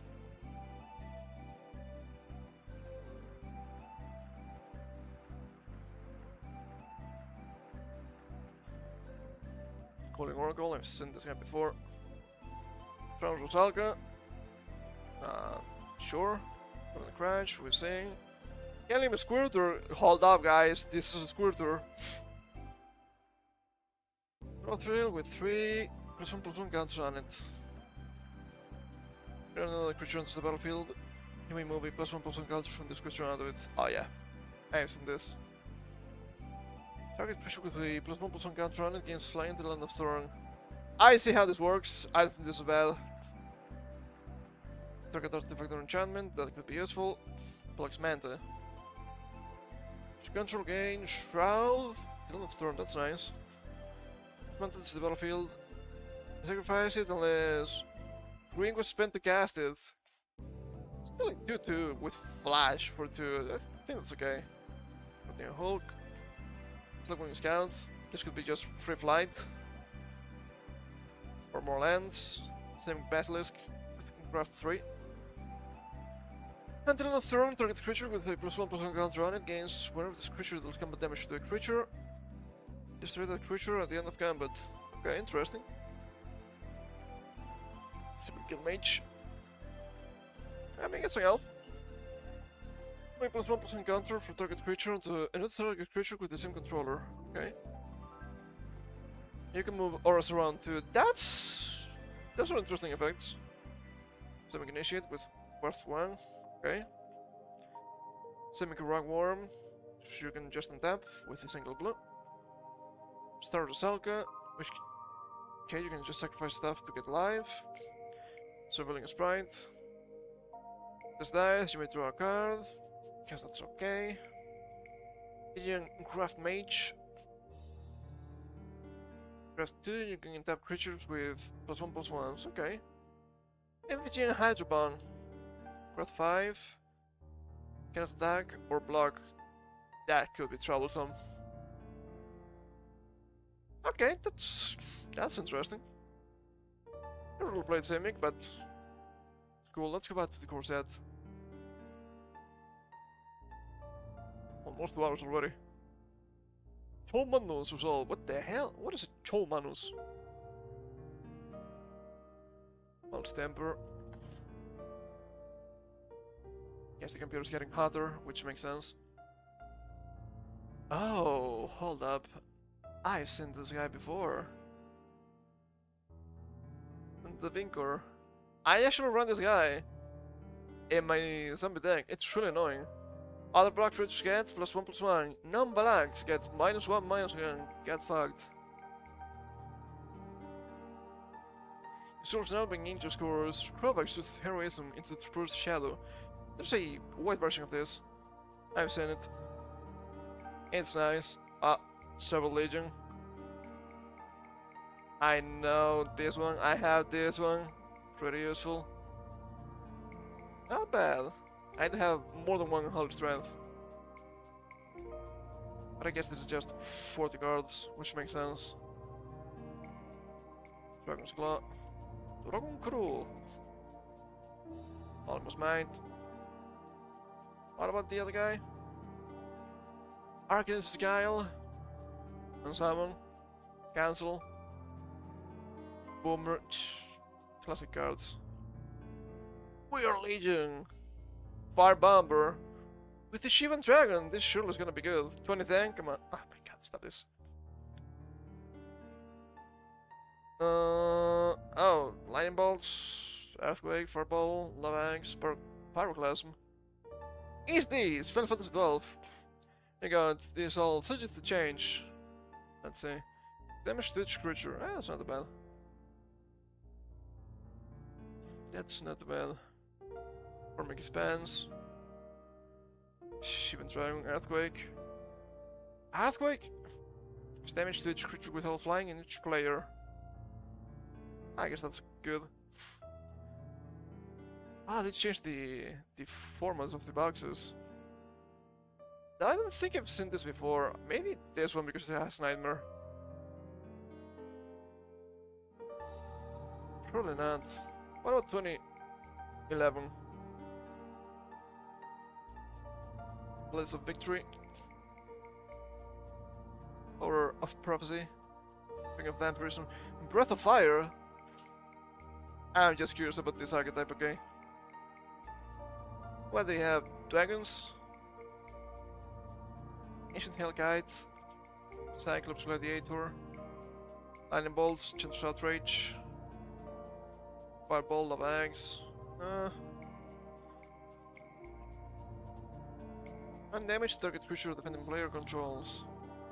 Activate this ability only if Ancient Hellkite is attacking. I've seen this guy before, but I don't think I've seen this deck. Cyclops Gladiator. When this thing attacks, you may have deal damage equal to its power to target creature defending player controls. If you do, the creature deals damage equal to its power to Cyclops and Gladiator. So they just fight. Interesting. Chancer's Outrage for damage to target creature, anti-damage to the controller. A little bit expensive though. Here's some bit of beasts. Is this devastation? Maybe it is, maybe it isn't. Oh, Hydras. Oh, look at the mouth. That's with the X +1/+1 counters. Supplement damage and remove a counter for it. Oh, not a counter. Not many. Yeah. Oh, whenever +1/+1 counters is removed from Protean Hydra, put 2 counters on it later. Okay, that's kind of silly.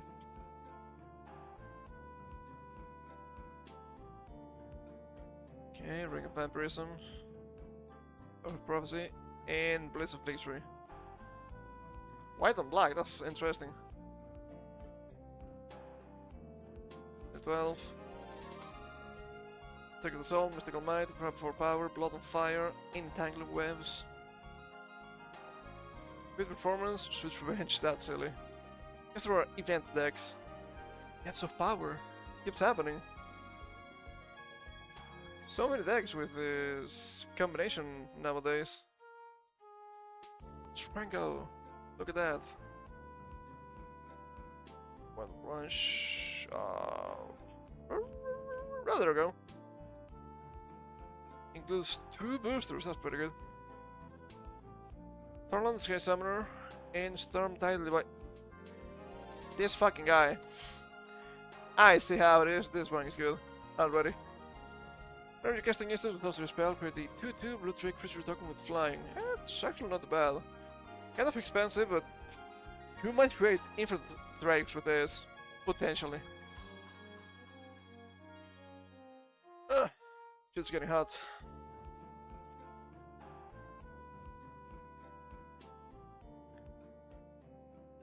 Extra for Immortality, Archaeomancer. Throwing a Spear, I think I have this one. Yep. It's kind of okay. Almost a Lightning Bolt. It's a little bit more expensive. It's also cheaper, so I don't mind. Where this thing enters the battlefield, return target instant or sorcery card from your graveyard to your hand. Okay. More than the instant card, that's for sure. And Surge, that's okay. Smelt? Two target artifacts, yeah, that makes sense. One Claw Shaman, I fought this guy before. You cannot get me, pal. One Claw Shaman into the battlefield, target opponent, reveals his or her hand. You may casting instant sorcery cards from the player's hand without paying its mana cost.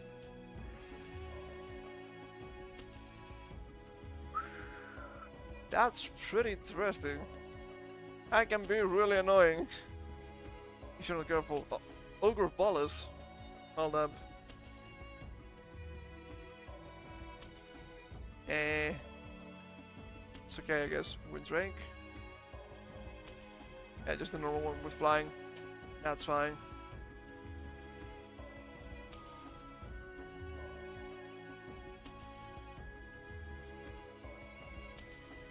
That's fine. I also seen this guy. I think this is pretty good. Okay, more sets. You didn't really see a lot of decks. 2 packs? When the charts of Alara set downwards, theme decks connected to expansions refer to as intro packs to better reflect the nature of these products. Charts of Alara has 5 tri-colored intro packs. That makes sense. One for each faction. Band, they have Esper, they have Crixus, they have Jund, and they have Naya. Ah, I think I've seen these packs before, but I didn't know they were the new preconstructed. Shame. Shame on me. What about conflicts? Huh? That was weird. More Band, more Esper, more Grixis, Jund, more Naya. I guess it was Band, the one with Exalted. Let's see. Yep. This target creature that deal damage to you, destroy them. Oh! Ah, that seems like an annoying effect. Not bad. Put a proper counter on target creature you don't control. It controls a card. Creatures with proper counters on them can attack or block. Oh, that's such a pain in the ass. That's white blue for you. And Reborn, which was strange. Because there's still mixing the factions. Band and Esper. Esper and Grixis. Jund and Grixis. Naya and Jund. Band and Naya. Wait, what? This versus Nicol Bolas. Oh! It was back. Interesting. They have... I just have that seems a little bit all over the place. What else? Fucking Lorwyn block. Never body preconstructed, but a friend of mine did. Goblins. Oh god, 5 colors, not like this. Eldritch Predation. Kith King. Arrows. It's not Morning Tide, I guess. No Lorwyn. Battalion, going rogue. Shamanism. Warrior Scowl. And this fucking guy was so stupidly lucky that even though he was just a couple of booster packs, he managed to get Door of Destinies, which was really dangerous, and Sword of Fire and Ice. Fucking lucky guy. I wish that it was me. It's a really big and cruel kind of deal, but with warriors. Print them big, print them annoying. Overkill. Trolls, I guess. Yeah, not a big fan of that. What else? Tracy? What about the new mirroring stuff? I guess it actually became new Pyrexia. Sad. Dead Spread. Blue and black. Metalcraft. Blue and red. I know a guy that played with Metalcraft, but I don't know if he bought this deck. And maybe he should have bought this. I don't know if it was in the stores though. But it's pretty nice. I would have changed a bunch of stuff. I do recognize some stuff from here, like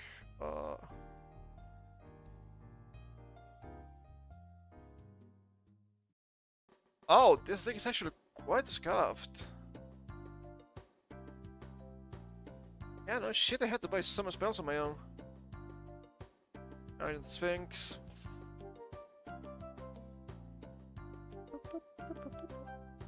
Not this one. You did it on my link, 100. I told you! You doesn't like links.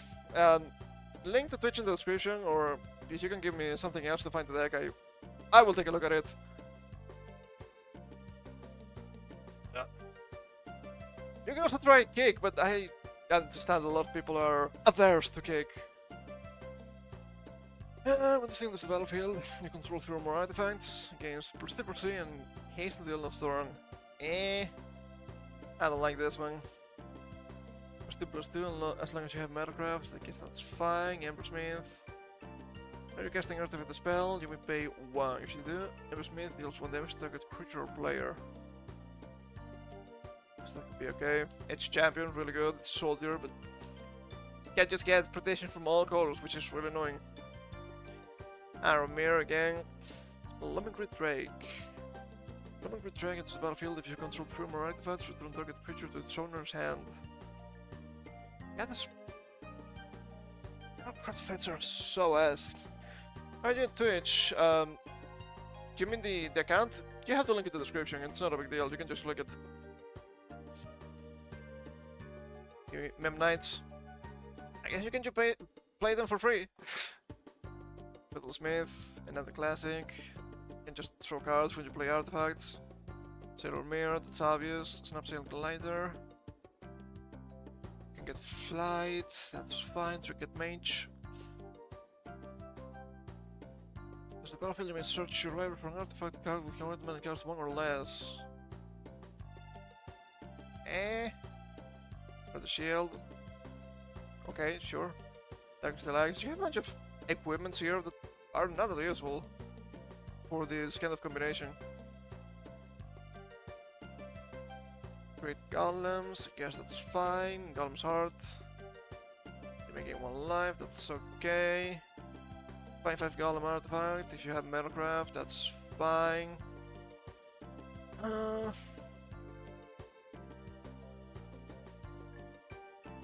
mean, galvanic blast is good, right? It's a shock. But in terms of damage, you have metalcraft. Aside from that, it's just kind of ass. Kind of disappointing. Mirror thing. They're white, I suppose.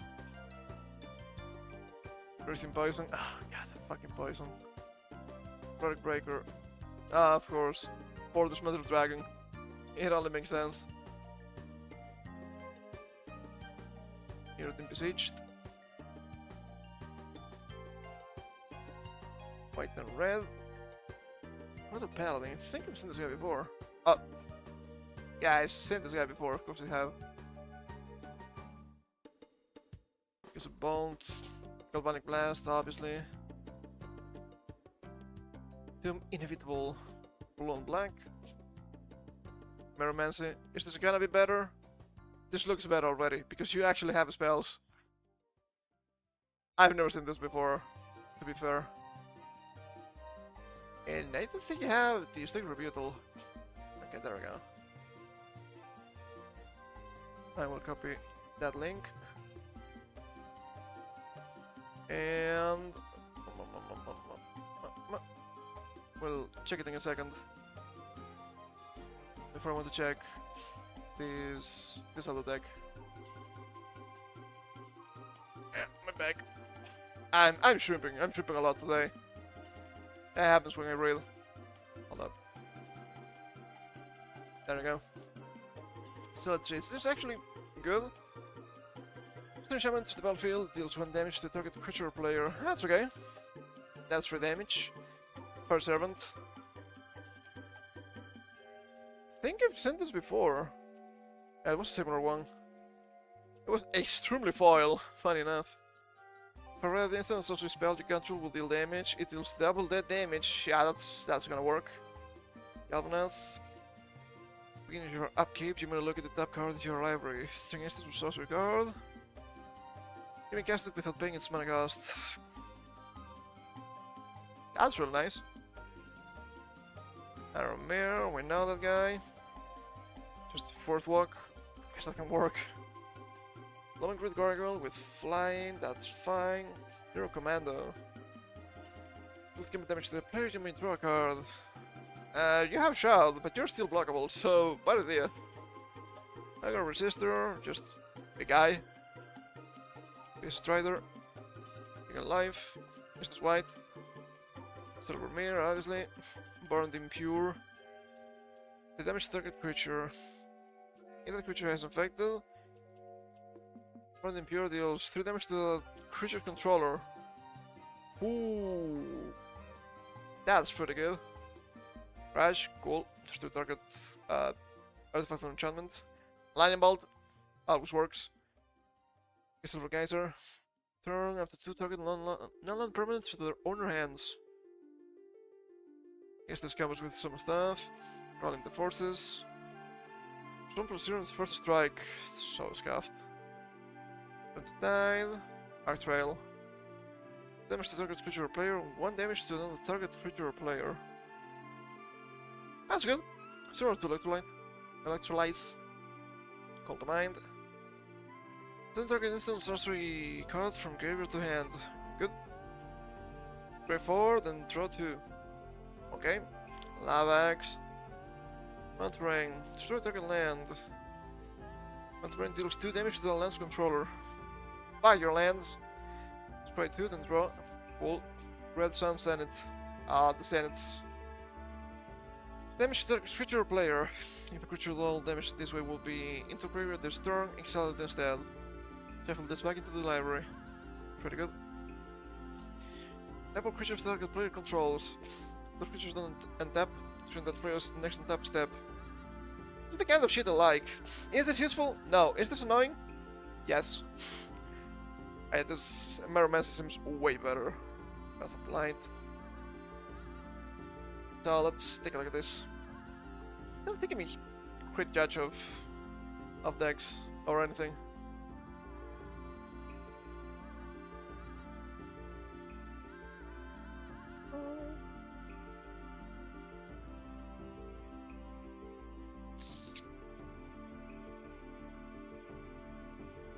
And I need to blow my nose too, so we can take a look at the list while I blow my nose. So give me a second.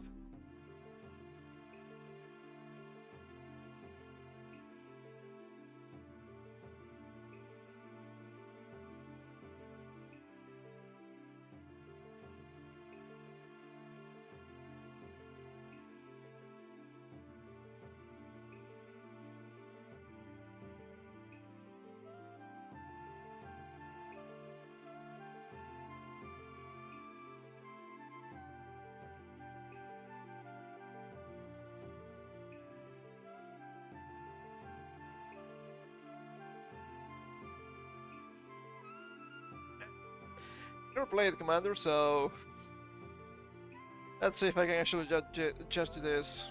Balin the Haymaker. Okay, can we get to see everything here, right?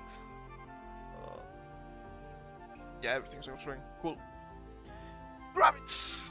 Tap 2 and tap tokens you control. Mana of any color. Tap 3 and tap tokens you control. Draw a card.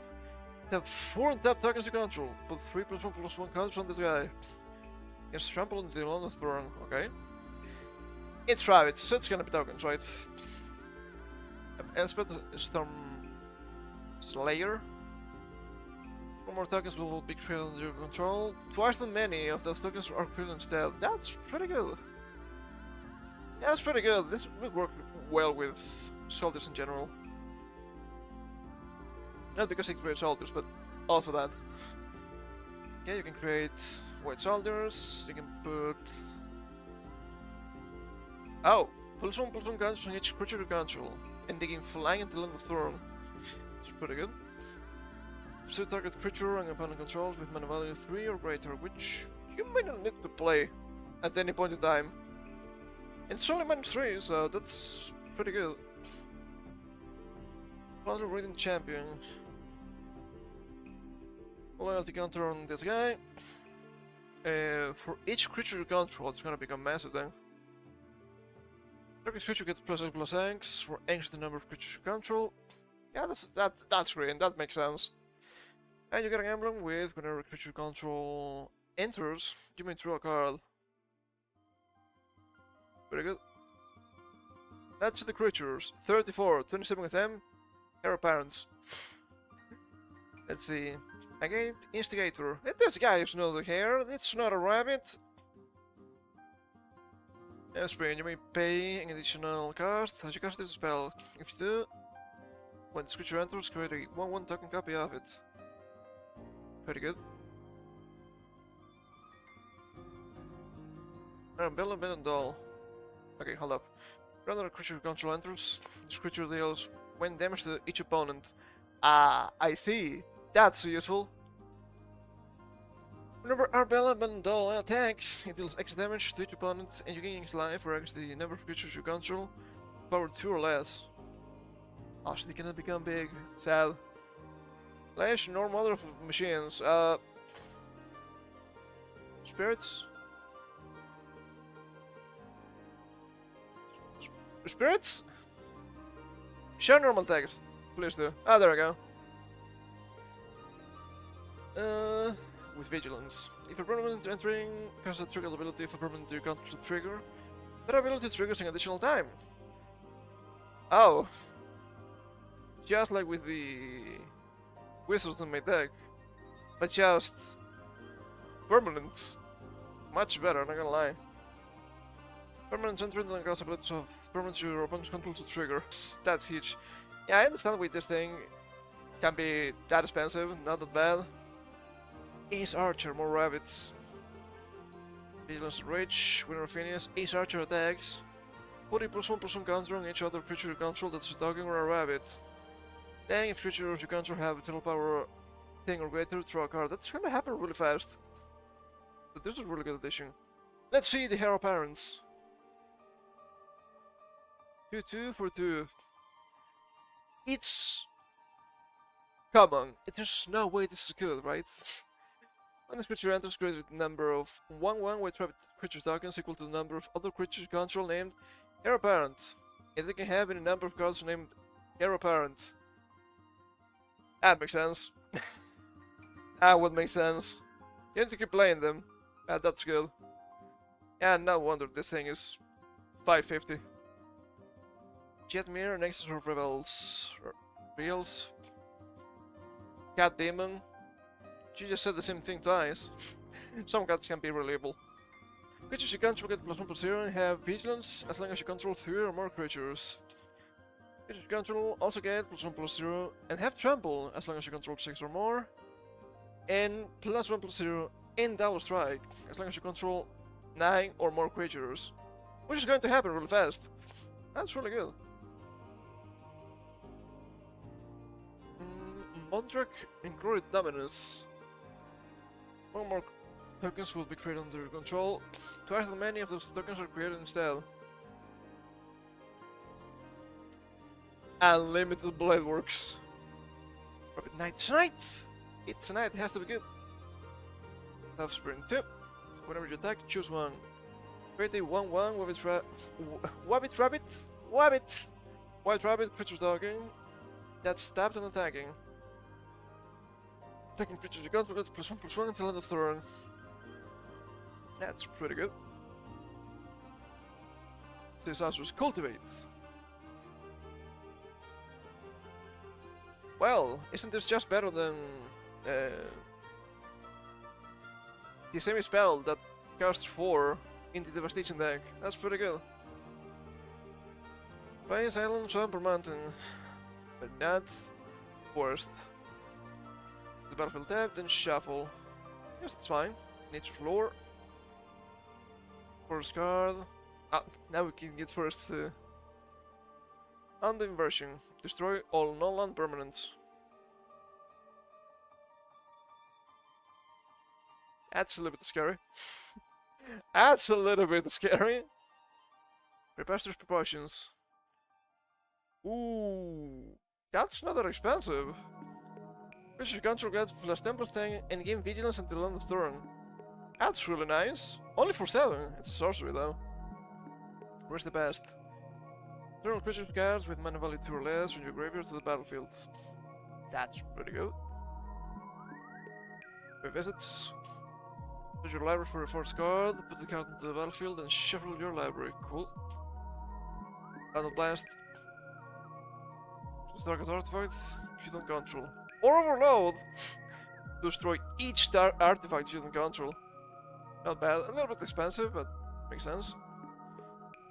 Let's see, the Flooding Swat. If you control a commander, you may cast this spell without paying its mana cost. You may choose new targets for target spell or ability. Interesting. Break Integration. Permanents you control gain hexproof and indestructible until end of turn. Wow, for only 2? That's really good. A shame that you can only have 1. But you can do this, and then on the inversion. And this is it, Luigi. This is it, Luigi. That's a win condition right there. Expensive. But there's nothing they can do. Well, they can always counter it, right? That's a certainty. Counter target the spell, but you're white, what are you doing? The spell is countered this way, put on top of the Storm's Library instead. Path of Exile. Okay, I know that one. Rite of Harmony. Whenever a creature or enchantment enters the battlefield under your control, this turn draw a card. Which could be a lot of them, so that's really nice. Trust the Plowshares. It's endless. That's a good one. Gain Signet. Add a man of any color to your commander's color identity. It only makes sense. Banner of Kinship. As this artifact enters, choose a creature type. This artifact enters with a fellowship counter on it for each creature you control of the chosen type. Creatures you control of the chosen type get +1/+1 for each fellowship counter on this artifact.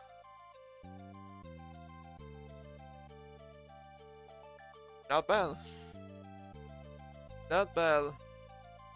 I guess you can always have the coat of arms on top and Draw of Destinies if you want to be extra nasty and extra big, but I think that's good enough. There's a monument. Control +1/+1 and have flying indestructible. That's so good. At the beginning of your upkeep, sacrifice a creature. If you can't, sacrifice this instead. Okay. You're going to have more than enough tokens anyway, so that's good. Yellow Hunting. Tap it taps creature you control. Create the green and white citizen creature's token. With 2 you draw a card. And with 15 you win the game. Well, that makes sense. That flips the 10 planes here. You have to keep playing whites. I mean creating white mana. Isle of Oblivion. Draw a card. Activate only if you create a token this turn. Press this artifact. Create the 10/10 colorless Eldrazi creature token. Okay. Interesting. It's gonna be 3 cards, so not too bad. Patchwork Banner. Enters, choose a creature type. Creatures you control of the chosen type get +1/+1. You can add 1 mana of any color. Simple but effective. Cold Clamp. +1/-1. When a quit creature dies, draw 2 cards. Equip 1. This is the weakest card until this point. But I guess you can be throwing a bunch of cards. If drawing cards is a problem, yes, that's good. So Ring, that's good. Vessel. You have no maximum hand size. It had to be somewhere. And Throwing Stone. Spells you guys have Ripple 4. Not quite sure I've seen Ripple before. When you cast a spell, you may reveal the top 4 cards of your library. You may cast spells with the same name as that spell. Among the revealed cards without paying their mana costs. Put the rest at the bottom of your library. Oh, so you use this for the Hero Parents to play not only one, but all of them really fast. That's a good combination. And into the procession. Playing effect, create 1 or more tokens under your control. It creates twice as many of those tokens instead. Beastmaster Ascension. Whenever creature control attacks, you may put a quest counter on Beastmaster Ascension. I like quests. Target has 7 or more quest counters on it. Creature control gets +5/+5. That's kind of nasty. This will go hard with elves too. I'm learning so much. Get Ticker's talent. Ah, I've seen this before. I like the class cards too. They're really interesting. Whenever 1 or more tokens you control enter, draw a card. This ability triggers only once each turn. Only once. This class becomes level 2. Create a token that's a copy of target token to control. Okay. And level 3, creature tokens you control get +2/+2. So many winning conditions. When a creature enters the battlefield under your control, this thing deals 1 damage to each opponent. Nice. I've been playing Dragon Quest, you can't blame me for this. I read it as Slime of Death. It's not blue, it's Smile of Death. It's not the same. At the beginning of your upkeep, return up to 2 target creature cards with power 2 or less from your graveyard to the battlefield. Put a +1/+1 counter on each of those creatures. Good. Does it work with... Hold up. Has to work with this. Just as enters, not from your hand. Warley the Skull, really good. I know this card, I think it's real nice. Land Sergeant Mesa, Bountiful Promenade, Command Tower, Elegant Parlor, Surveil one, that's nice. Forests, Shetmir's Garden. With cycling, interesting. Lush Portico. Green Mountains, then Plains, Primary Vista. Quarter Tower. No maximum hand size. That's good. Sacred Foundry. Spectator sitting. Does he have 2 more opponents? Okay. Stomping Ground. Temple Garden. Struggling a little bit.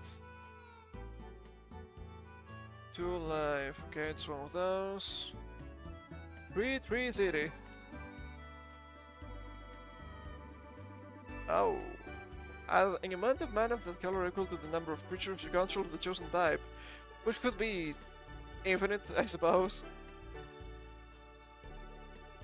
And foot heals.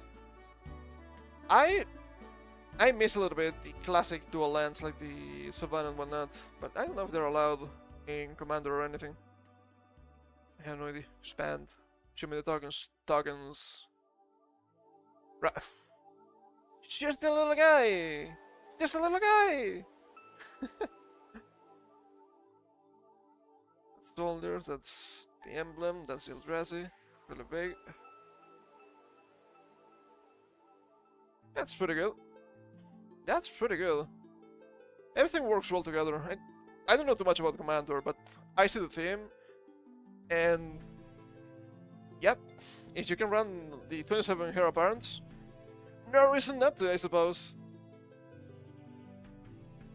Pretty good, pretty good. If anything, I think the Skull Clamp seemed like the weakest card here. But you can just keep attacking and throwing cards, so I guess it's not that bad. It's also vile. I guess you can also kill some of the tokens with this because it's -1. I don't know if that's the great idea.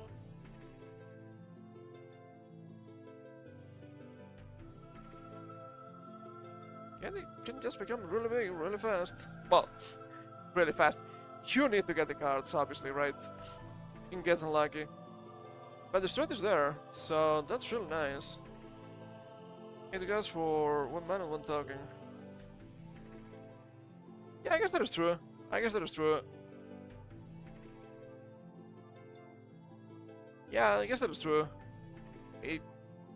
If you need cards, and you always need cards, yeah, I guess that's a good idea. I guess a little bit more situational. Maybe not.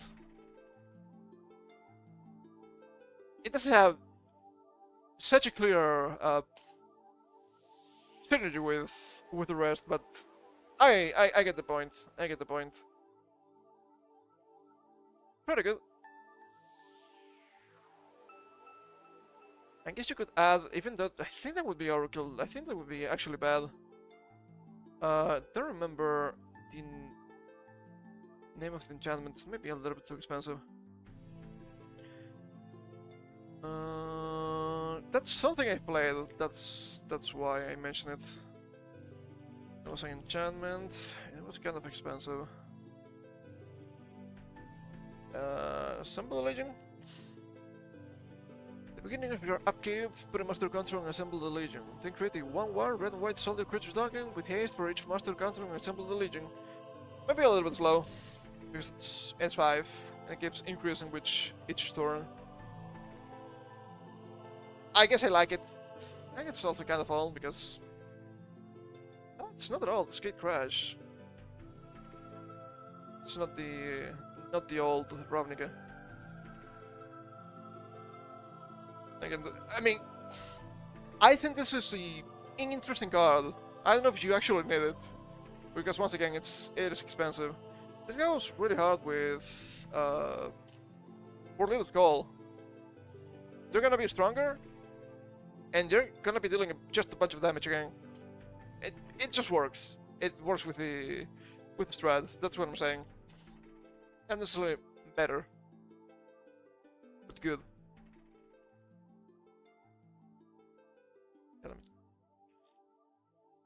Take it over here.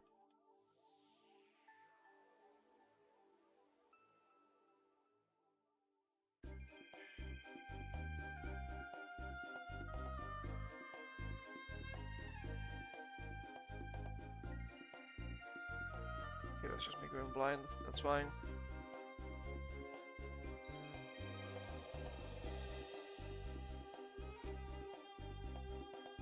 That's fine.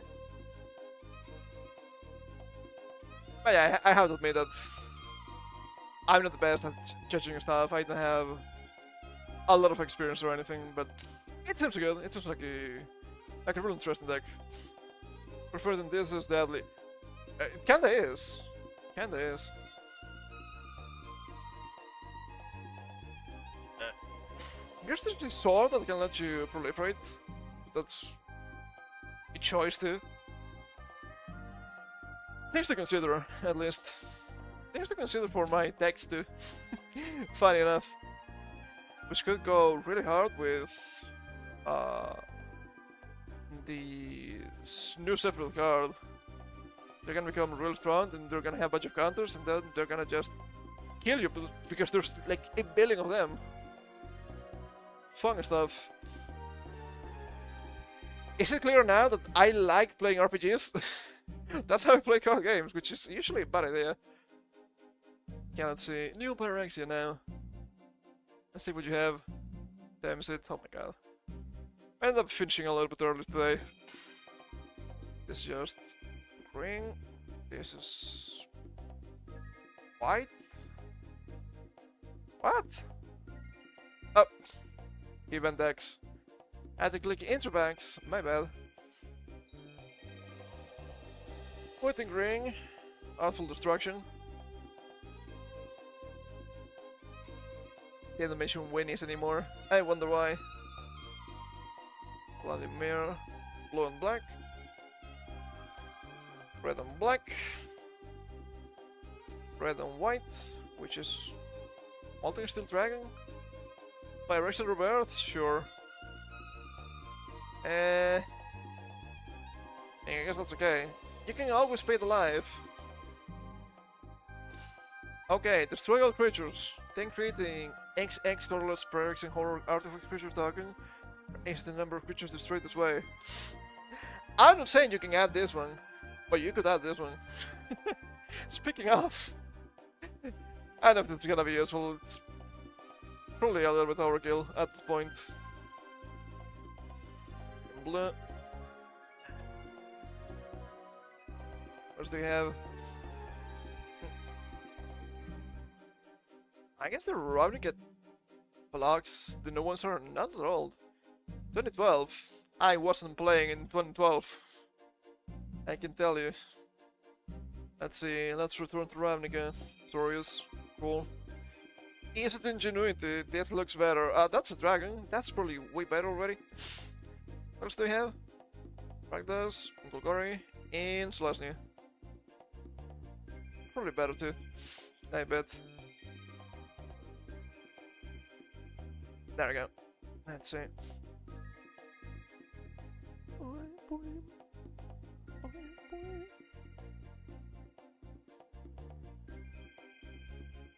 I'm shrimping too much, and bug is killing me.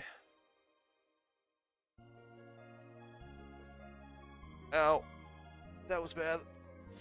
But that's okay.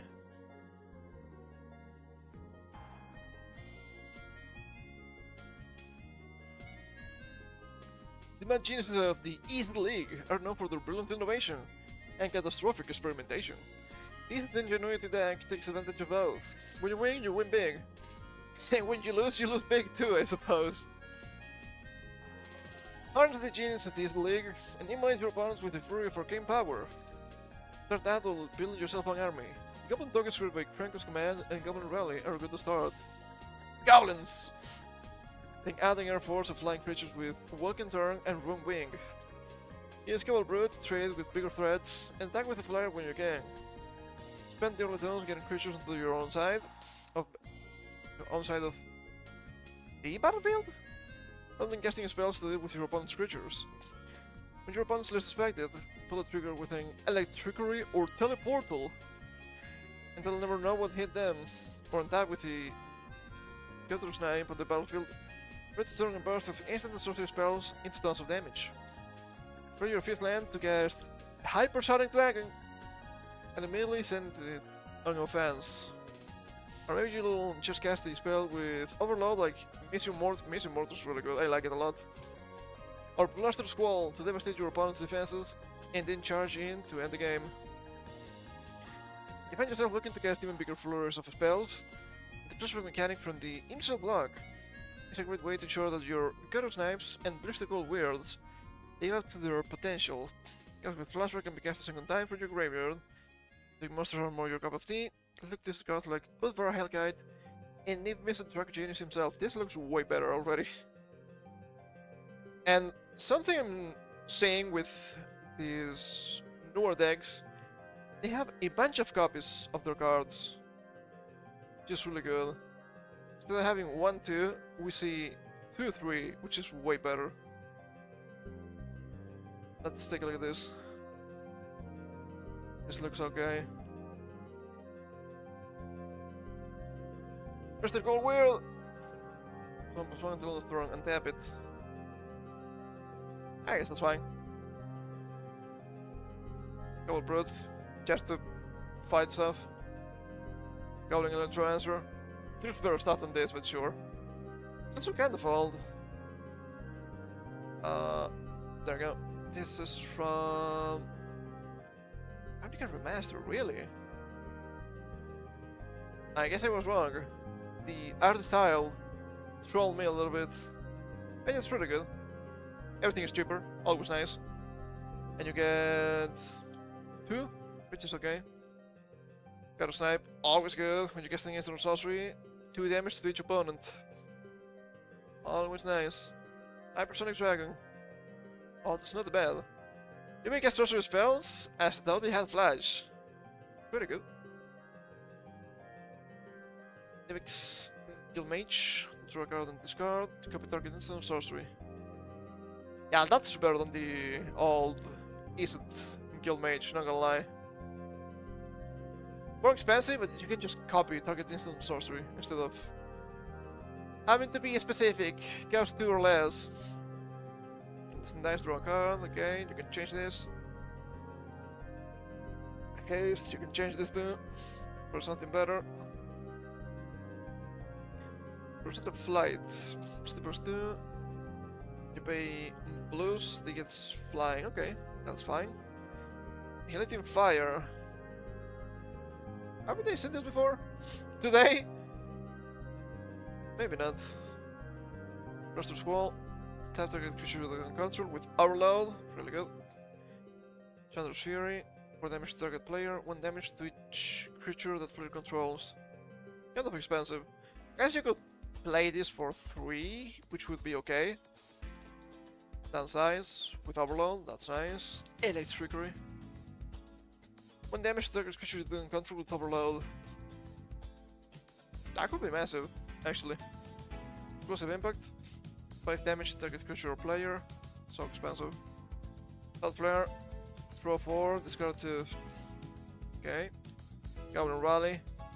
4 goblins. Good command, which is just the same as Dragon's Father, funny enough.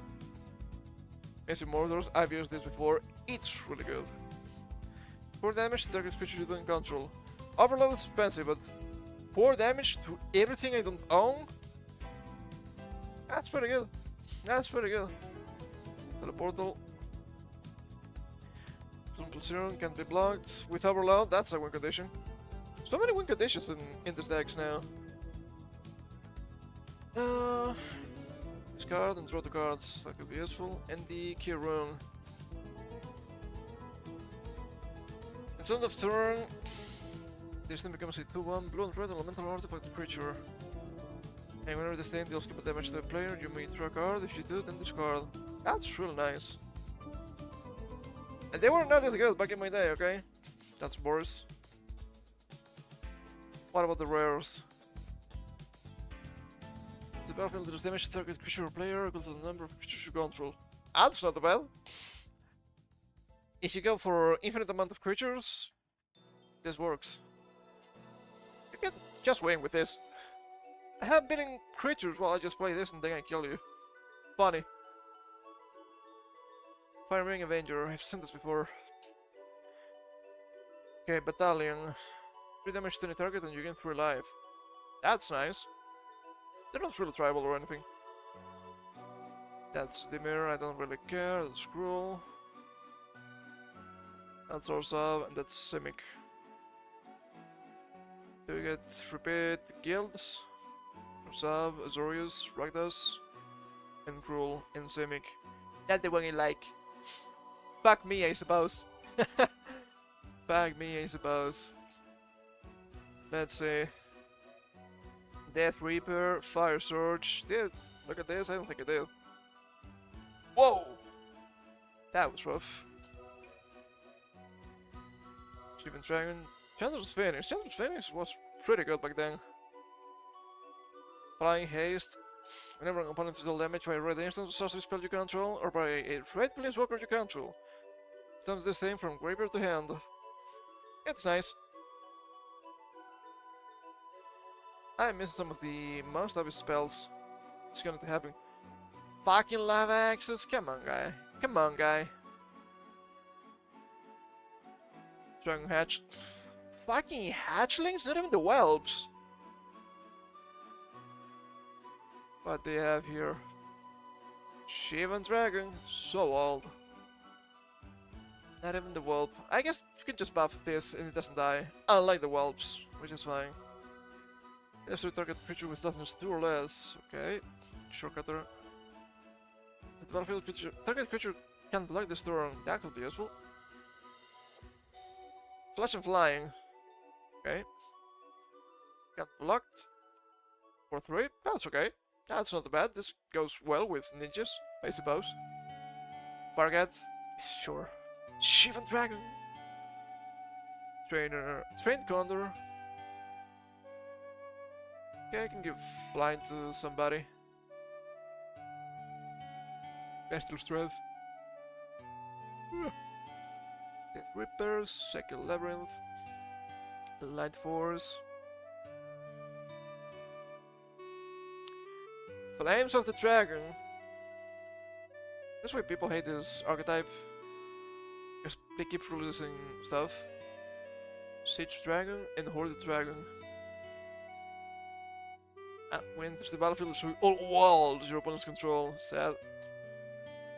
Whenever Siege Dragon attacks, if the defending player controls no walls, it does 2 damage to each creature without flying that the player controls. That's nice.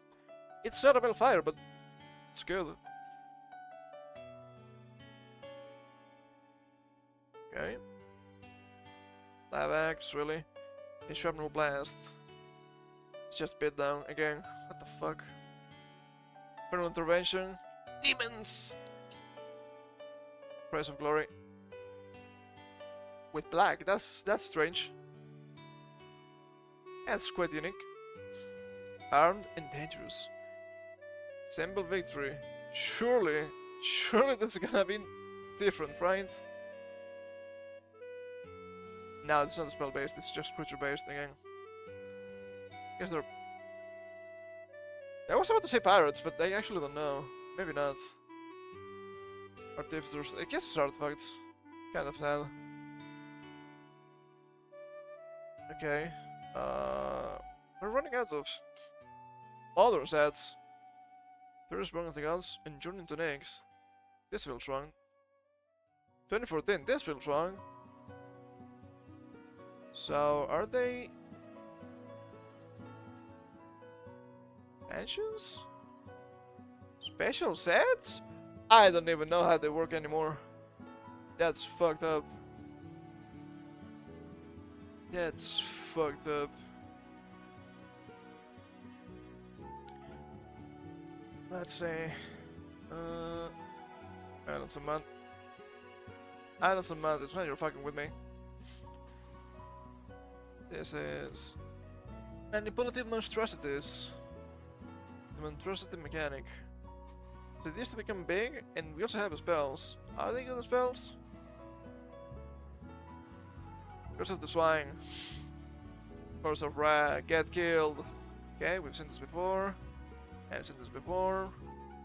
That's okay, that's landing a strike. I've seen this before, it's just okay, let's do Labyrinth. That's not too bad, that's Magma Jet. It's fine, it's fucking shock. Got a Gazer. That could be useful. Could be massive damage. Reset the swine.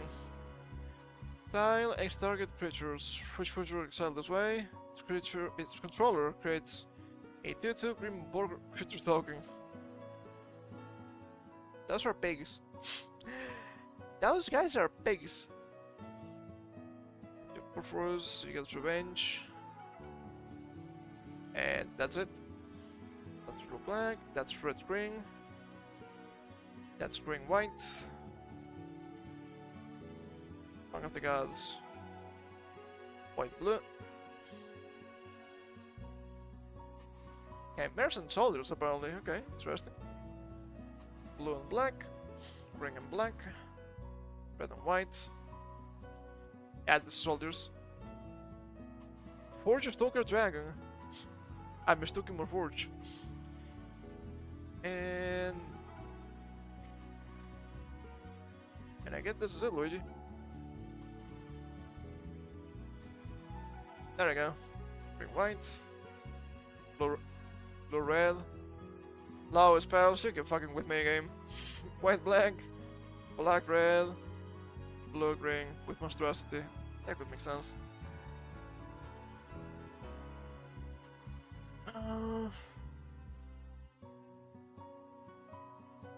They have so many names for what is pretty much the same things. It's so strange to me. It's so strange to me. Oh, Planeswalker decks. I guess these are on the new stuff they're releasing. Oh, it's new to me, okay. Planeswalker deck is a preconstructed theme deck designed by Wizards of the Coast as a starter product for beginning Magic players. Planeswalker decks replace entry packs starting with Kaladesh, but were retired after the core set 2021. 2016.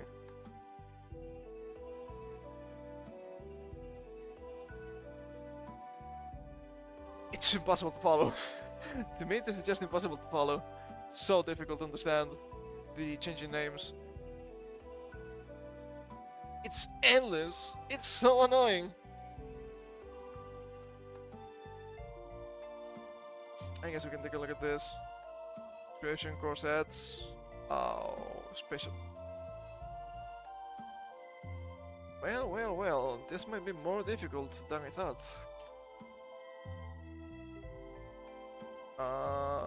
So for each set you have 2 decks? That seems way too low. But sure. It's the Shivan Dragon. It keeps coming back. Why? Destroy Enchantress, Amphibian, Yanling. What the fuck is a Yanling? I don't think I know this guy. Oh, Yanling! Celestial Wind.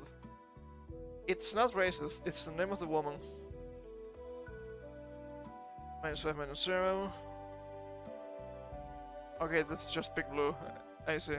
Interesting. What else? Source Guardian, Riddlemaster Sphinx. Revoke. How many more Shivan Dragons are you going to give me? Stop! It's not that good.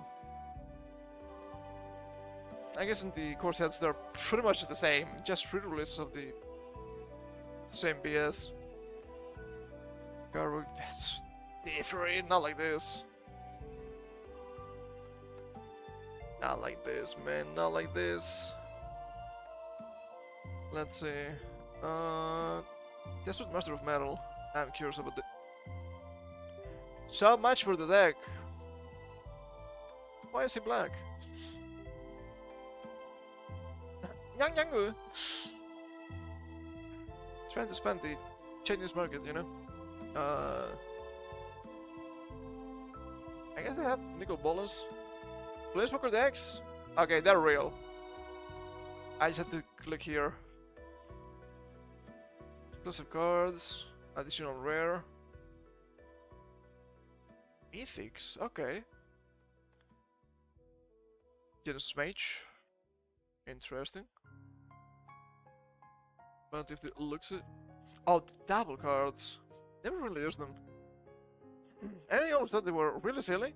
And I kinda like them. But I don't know. they're usually not that good, sadly. Sure, it's 2 cards, but if they're both bad, why bother? Am I wrong? I could be. What about the nickel bolus? I think that's one of the earlier Planeswalker versions of nickel bolus. And this guy's already fucky. Each opponent loses 3 life unless the player sacrifices a non-land permanent or discards a card. That's a +3! So target creature, draw a card. Nickel Balance, the Deceiver deals 7 damage to each opponent. You draw 7 cards. -11. Insane. Is that your Balance? 2 rares, really? Instant the battlefield, you may search your library and slash your graveyard for a card named Nickel Balance the Deceiver. That's the Planeswalker. Peel it, and to the hand. That's pretty good. That is pretty good. That's pretty good. No, no more Teferi, okay? Not like this. I don't like this guy. I guess the Corsets have 5 possible decks. Which makes sense. Team decks, intro packs, Planeswalker decks. Just give me cards. Isn't that difficult? It is. I guess we can look at the dual decks. Because they're kind of nice. And fun enough, the first I've seen was the Elves vs Goblins, and I bought it with Goblin Friend. Of course, he makes his 2 Goblin decks into a single Goblin deck. It was pretty good. And I don't think I've seen Jace vs Chantra or Divine vs Demonic. Murder vs Liliana was a thing, and never bought it. I bought Pyrexia vs the Coalition as a present. The Coalition deck was for Mere Friend, and Pyrexia deck was for the other guy, the one that had the Warrior deck. Also bought Elspeth vs Desperate with Goblin Friend. I got Desperate, he got Elspeth. I think Elspeth is a little bit easier to use. And then you got Nets and versus Dragons for me.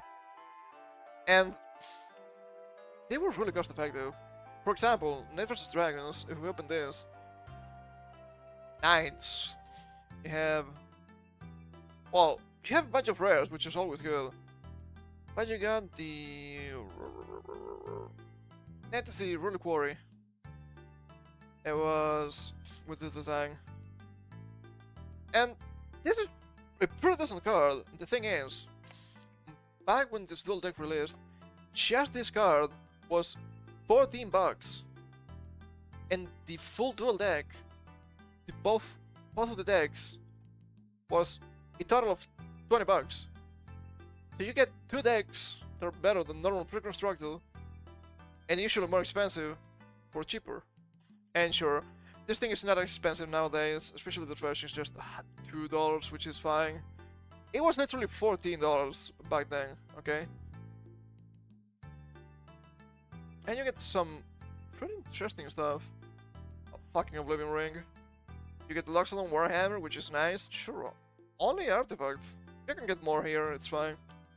Trample and Lifelink, always good. You don't get many copies of everything, which is kind of ass. But you get some good stuff. King's Bale Cavalier. Knights you control have double strike. Yeah, that's pretty good. In this guy, nowadays, 12 bucks. Pretty good. Knight Exemplar, always good for Knights. Especially if you have 2 or more. I only have 1 in real life. And if it's from the dual deck, it's just 160, it's still good. Knight of the White Orchid. Against the battlefield. If an opponent controls more lands than you may search your library for a place card, put it into the battlefield, then shuffle. Which can always be useful. It's still a 2-2 for 2 with First Strike. That's a little bit expensive, I guess. Secret Lair and all that. Not Divine Paladin. It's okay. I mean, it's a rare, but it's just okay.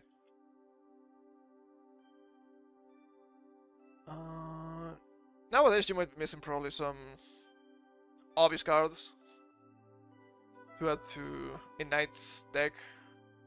But this is pretty solid. We also have dragons. Some of these cards are kind of old, and they were old when I bought this, so there's that. Bogor the Hellkite. Flash, flying, expensive, but when it enters the battlefield deals 5 damage. The better to choose, which is okay. It's not a Balefire Dragon, obviously, but it's still nice. Kill Mouse Dragon with Amplify. Can't just deal damage equal to the number of counters, which I guess is okay. Modern Dragon.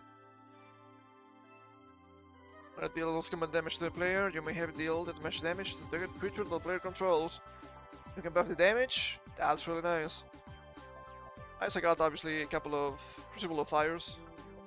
It's the fucking Shivan Hellkite! It's not the Shivan Dragon, it's just similar. Instead of buffing, deals damage to the target, which probably better, in my opinion.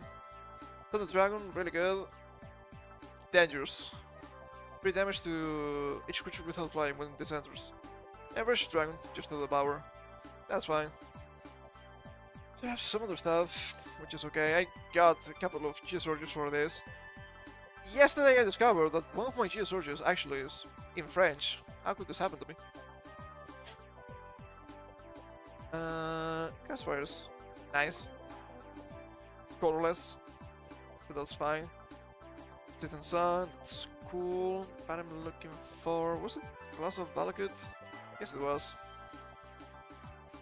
Yeah. Plus 1/+0 and first strike for each mountain you control. And this is just red, so it's not that bad. For 3, it's pretty okay.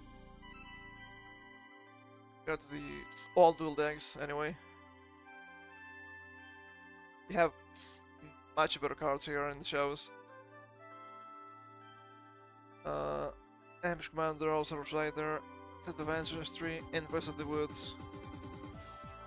Yeah, this guy's pretty good. Your forts are now also elves. That's pretty okay. Set of Raiders. That's fine. You need a bunch of lands. Set of Ancestry. Goes hard. Throw a card for each creature you control. Can't be too much. Trust me. Voice of the Woods. Looks so good. Give me this guy.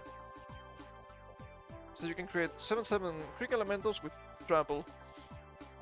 It goes hard. Let's have some other obvious stuff like 2 Wall Wishers. Hold up, that's pretty good. That's always nice. 3 Elvish Warriors, that's okay.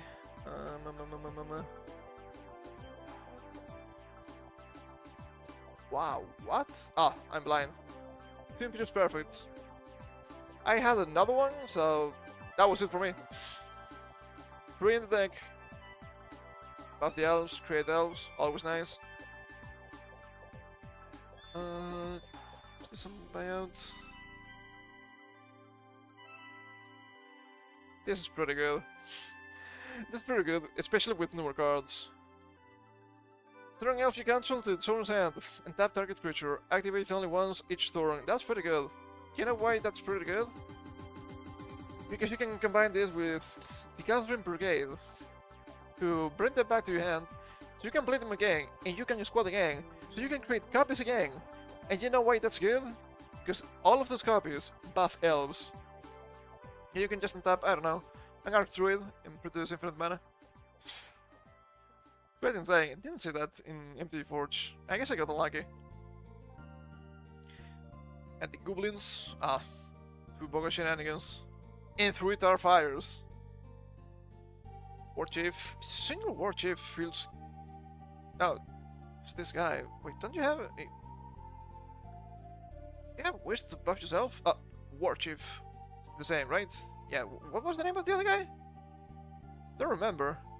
I don't think they have it here, which is insane. Huh. Weird. Strange. You didn't get a king. There's a bunch of stuff you're missing here. I know my friend had to buy some stuff on its own. Just bad. And sure, the War Chief is not bad and you get haste. Why not +1/+1? You get that with elves. I think that the elf deck is a little bit better. Now you have really good cards here too. It's red, you're gonna kill yourself. So that's always bad. Ringleader? Perhaps? No. No idea. Siege Gang Commander? There's no way. Ah, sacrifice goblins to deal damage. I don't know. I don't know. Paris versus the Coalition, which was a really fun box. It was ugly guys versus all guys for us. I don't know if this was good. I know my friends struggle playing with this. But are you really gonna get a cruel player to use black? Yeah, it's gonna be difficult. Pyrexia Arena. Classic. Let's see the rares. Ah, yeah. See, that's pretty good. But also really dangerous. Also, look at that. Kind of expensive. $5.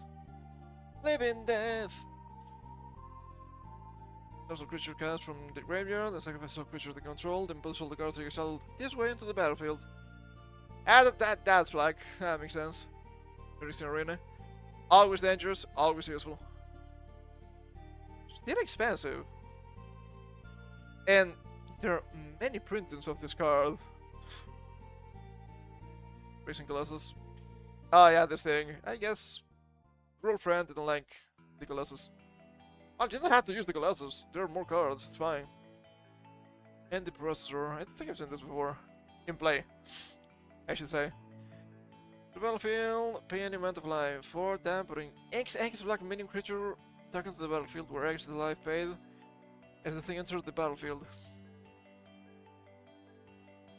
It's a little bit annoying because there are not charge counters and they feel like they should. But I guess you could just a little bit. That's pretty good. Fast and Furious, and then you have this thing which is fucking mess of 5 colors. Versus Rage, Collision Relic, Dragas, Gerard, Wraith, and Trevor. With Kicker Cost of 9. Spell can be countered. Does the damage to the target. If this was kicked, it deals damage.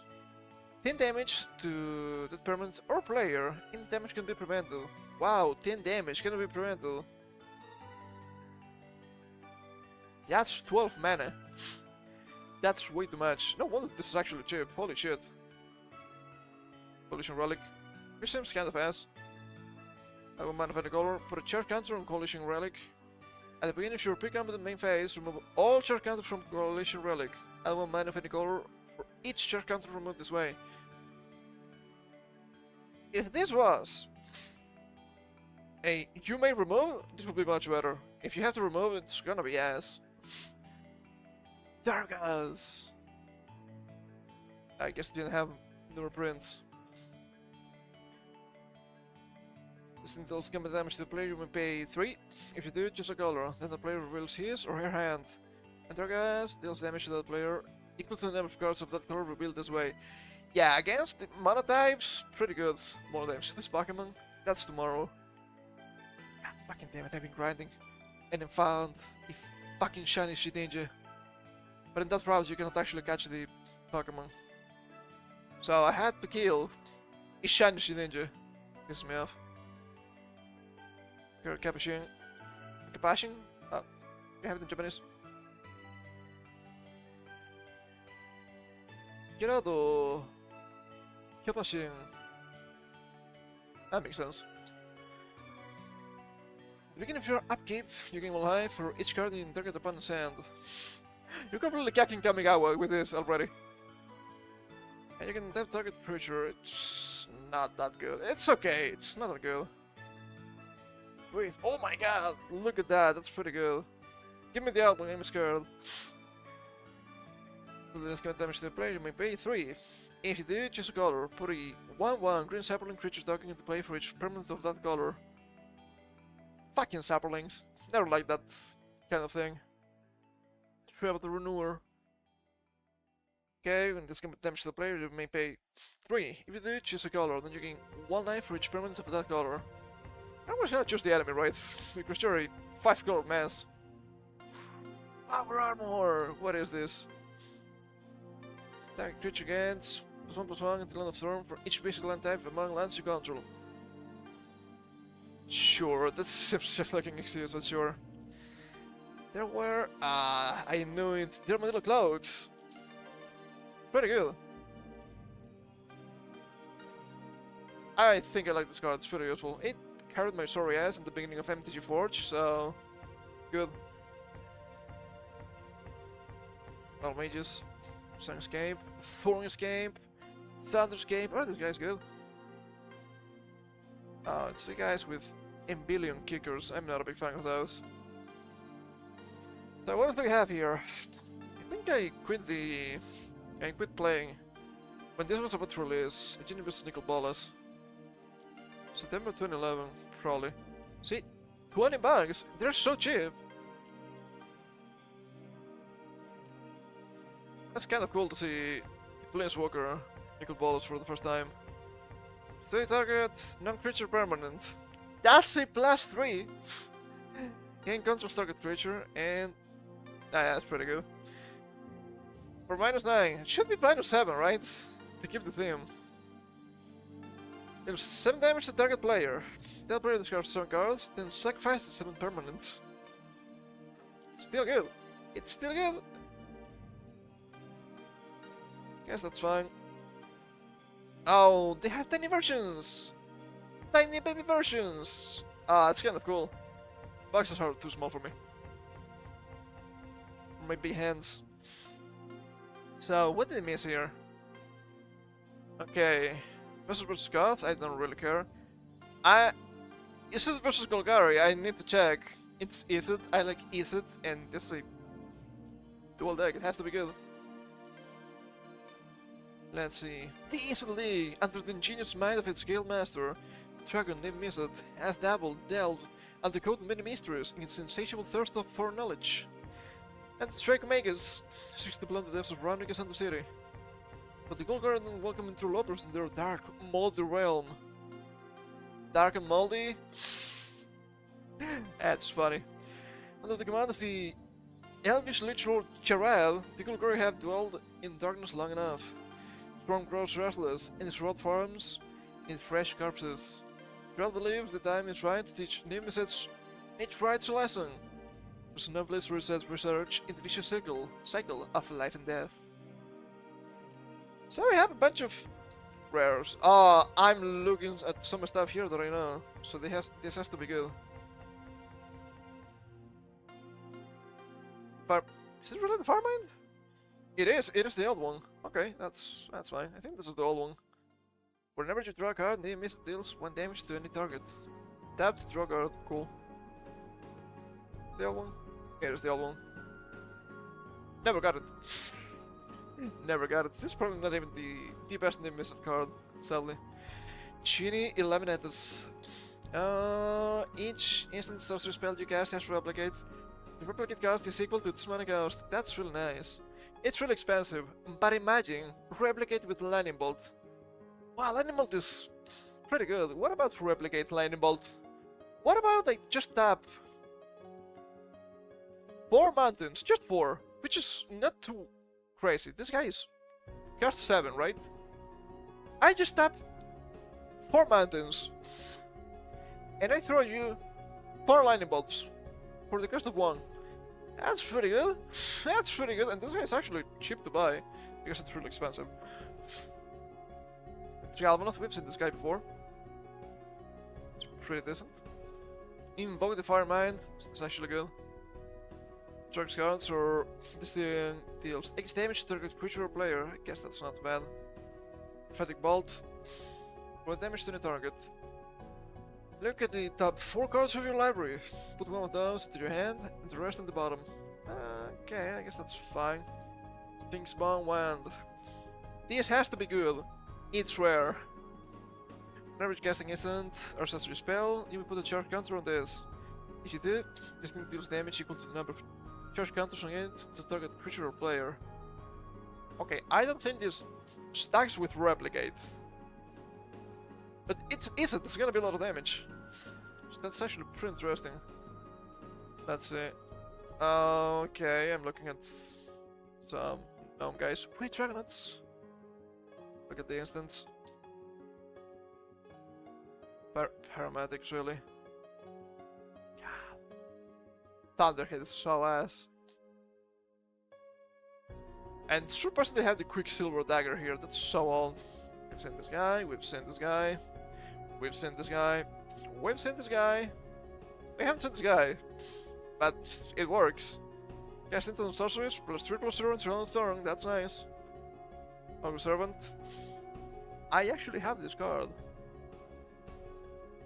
That's kind of cool. If you play this with blue, return target creature to its owner's hand, and you can do that with your own cards. True Hatchling. When you cast a blue spell, remove a negative counter. When you cast a red spell, remove a negative counter. Yeah, that's even that's a little bit strange, but it can work.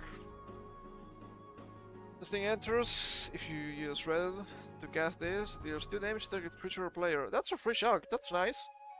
For the cost of a shock! Well, not even, because it is included. The Weight Dragonauts, really nice. And in dual decks, these guys are just common. Fun enough. How does that work? Brainstorm, classic. Call to heal, I have this. Short of Alara, after all. Always useful, dissipate. I can just exile stuff. Cool, fire and ice. That's okay, I guess. Force a spike. Counter target spells is control base 1. Which seems kinda fast, but at the same time, it's a counter for a single blue. Which could be do or die. It's a charm, I don't like it. Sure, it could be a counter, but non-creature spell. A shock, or draw 2 and discard 2. And not a big fan. Magma Spray, 2 damage to creature. Overwhelming Intellect, that's a massive brain. Can target creature spell. Draw cards equal to that spells convert the mana cost. Not terrible, but you need to aim this one. Just the same. Pathetic Bolt, again. Aromatics, again. Street Spasm. A creature without flying you don't control. Or Overload!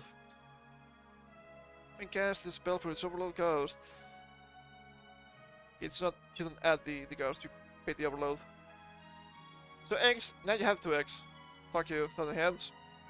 As Quicksilver Dagger. I guess it lets you draw a card, which is fine. This is really old.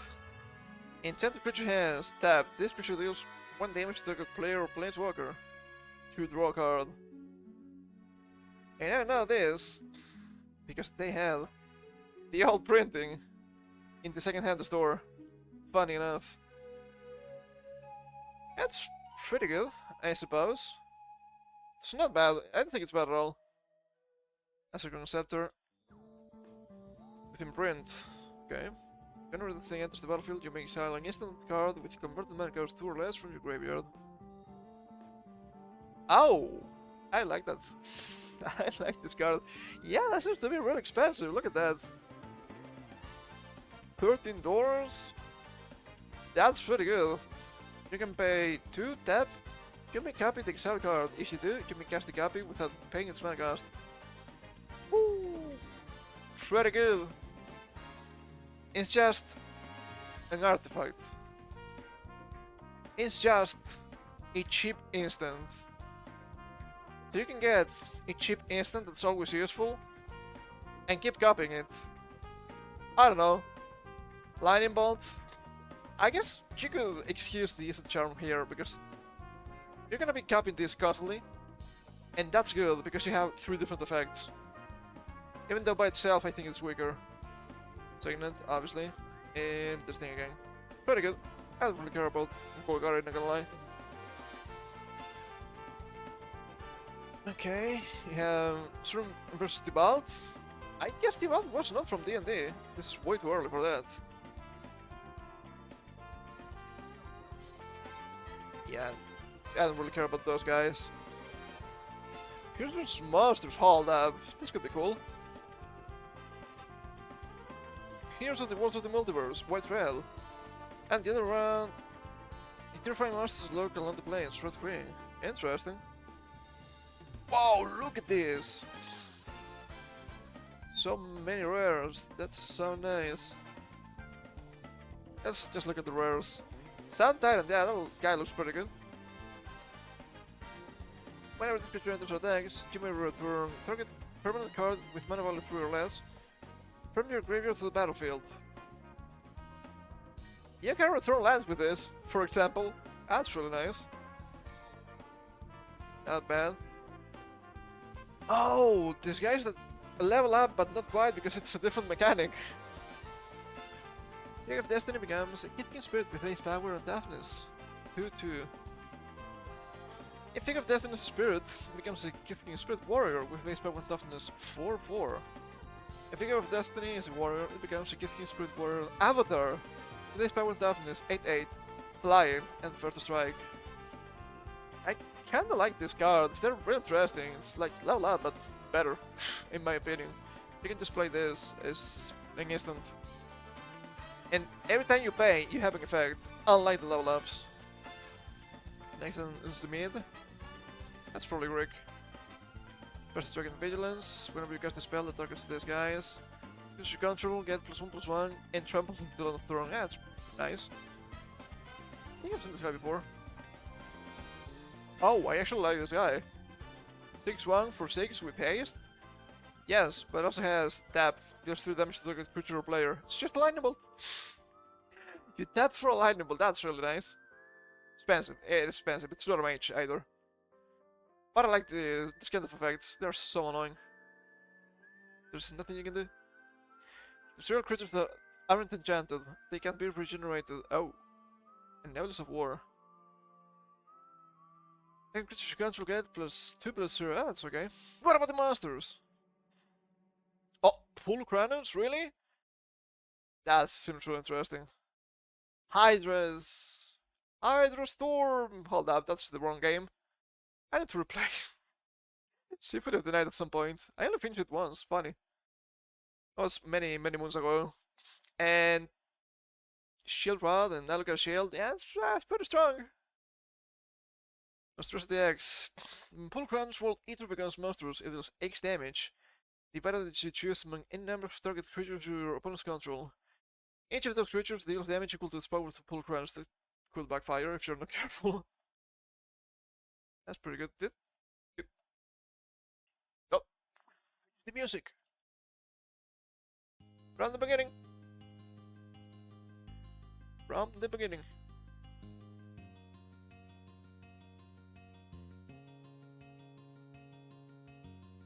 What else do we have? Scargon Firebird, Bloodthirst 3. With flying. You pay 3 rent, return this thing from your graveyard to your hand. Activate this ability only if an opponent was dealt damage this turn. That makes sense. Concremantic, or I've seen this guy many times before in MTG. Forge, not good. Deals of Calamity. Remember the Deals of Calamity deals 6 or more damage to an opponent. Destroy target land that player controls. Ooh, that's fucky. That's really fucky because this is wings. You can get buffed anyway. Turn static. Text broken can't regenerate, that's cool. Crater Hellion. Echo.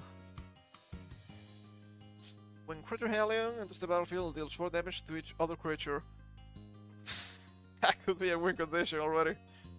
That's kind of cool. Okay, just Vraska. Speed versus Scani. Whoa, correction needed. Oh, so more than just Guy. It's gonna be dragons? Maybe it is. This is Cura. Syndical versus Eldrazi. Bless versus Cursed. Is versus Nixilis. What? More goblins! Let's look at the goblins. Let's see. Where's in this deck?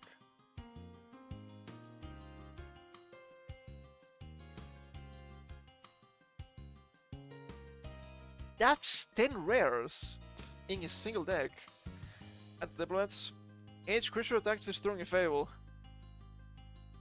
That's red for you, that's fine. The Rabble Master, we've sent this guy. Makes the goblins attack. Each strong if able. They had attack. And you create 3 goblins with that, so I guess that's okay. The thing attacks gets +1/+2 until the storm for each other attacking goblin. Add the shifting. Finally, the shifting.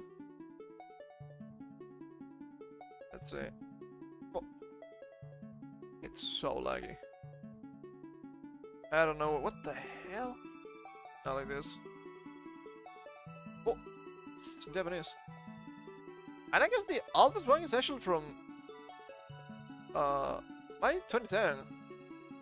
That's weird. I thought this was older. Race runners. Sacrifice land, put a +1/+1 counter on it.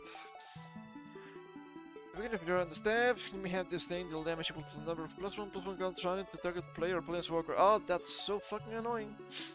That's good. It's Crankle, my boss. This guy is massive. We know this guy. It's the Goon! Also massive. Crystal effigy.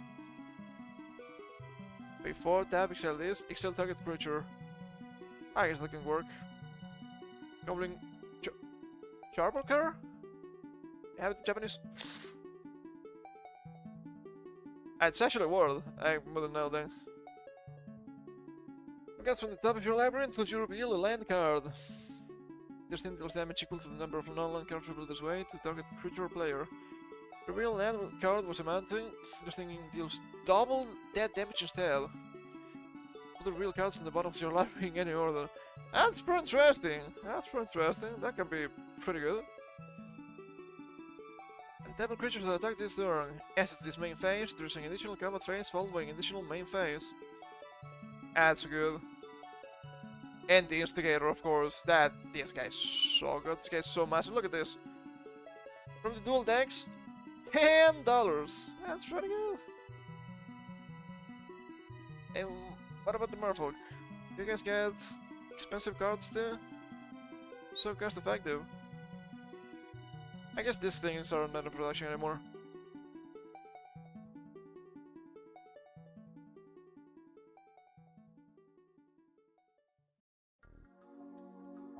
This direction, and give this guy $5. I mean, with 2 cards, you paid $15 for a $20 product, and you still have the rest. So this is pretty good. Elves versus investors?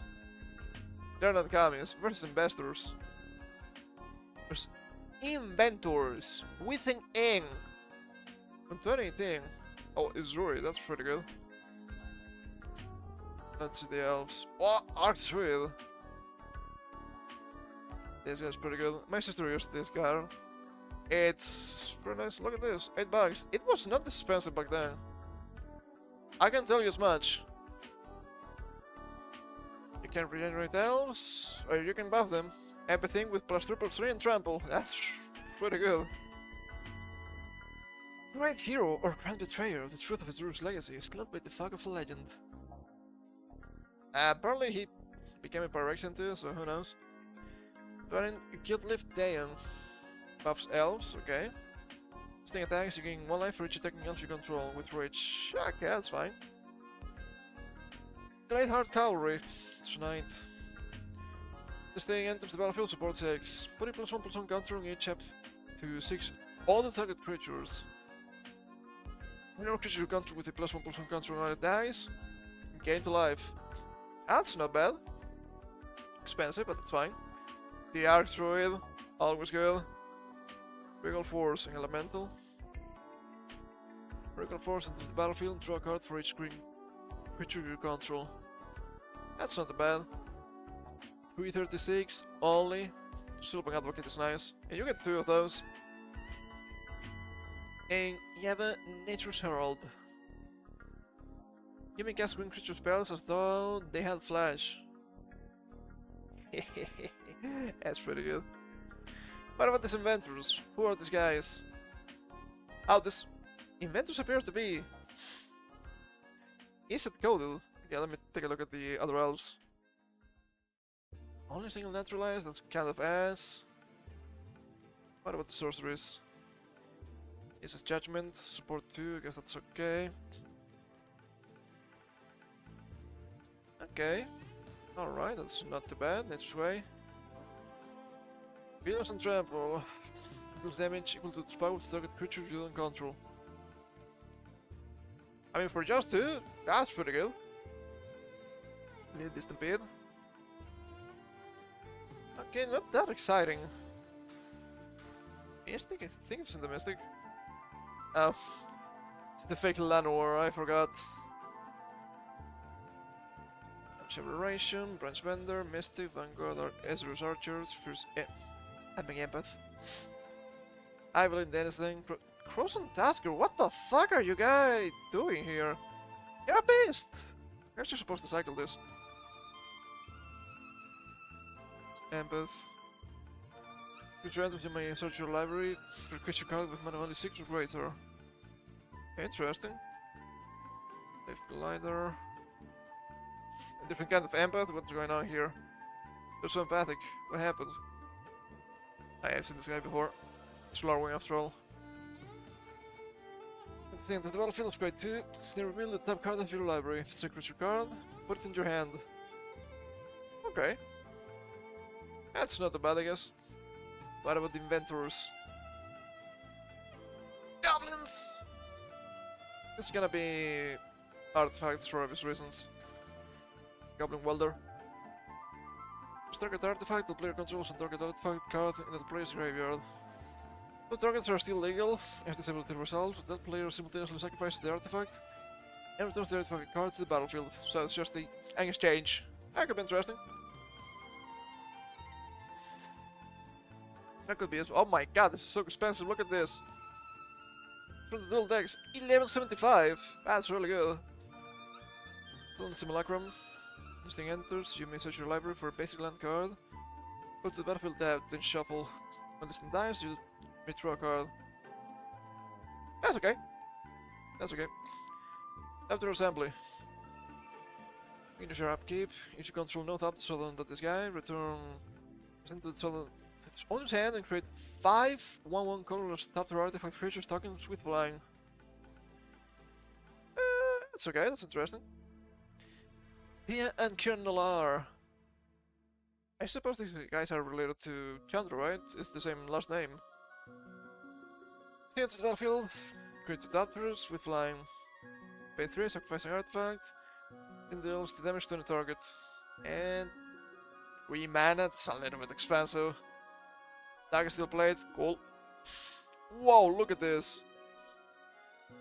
$10 from the dual decks? Are you for real? You paid for the full product already. The battle's here. I've seen this before. Mere friend had this, of course. When to be trying to get for 1/1 colorless mirror artifact creature tokens. Whenever the creature attacks, you may tap X and tap mirror you control. If the creature gets +X/+2 until its turn and deals X damage to the player or planeswalker that's attacking.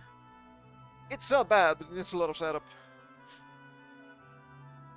Cattle Doom engine. Can be blocked by a creature with power 2 or less. And dies, deals 6 damage to target opponent or planeswalker. That's pretty annoying. That's fine. Shivan Reef. Dual land, but deals damage to you. Why? Why the damage? I don't get it. So let's see, what else do we have here? Ah, Riddlesmith, Treasure Mage. I've seen some of this before. Mirror Sire, Filigree Familiar. Just 5 instants, not a whole lot. Alright, Spellbomb. Dark Steel Citadel. Design it. They don't count it as lands for these people, I guess. There we go. Ethereum Sculptor. Artifact spells you cast, cost 1 less to cast. I have it. You know why?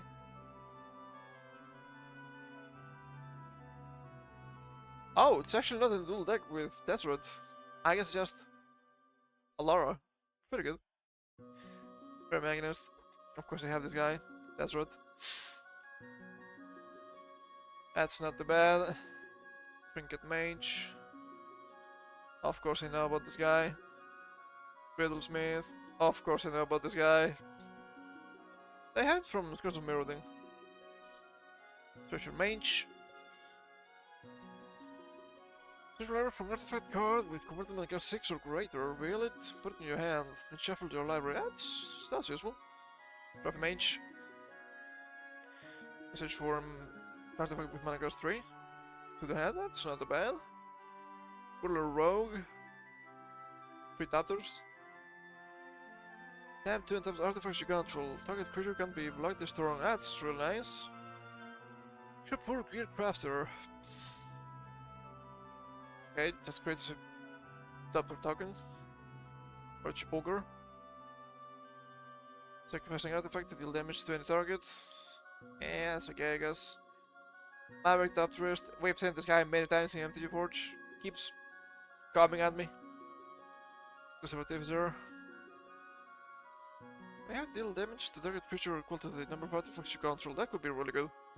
Only one Intentors though. Mirror, I've seen this before. And that's create the 1/1 Pyrexian Mirror Artifact creature token. No infect though. No replica. I think I've seen this before. Pale Familiar, we've seen this guy before.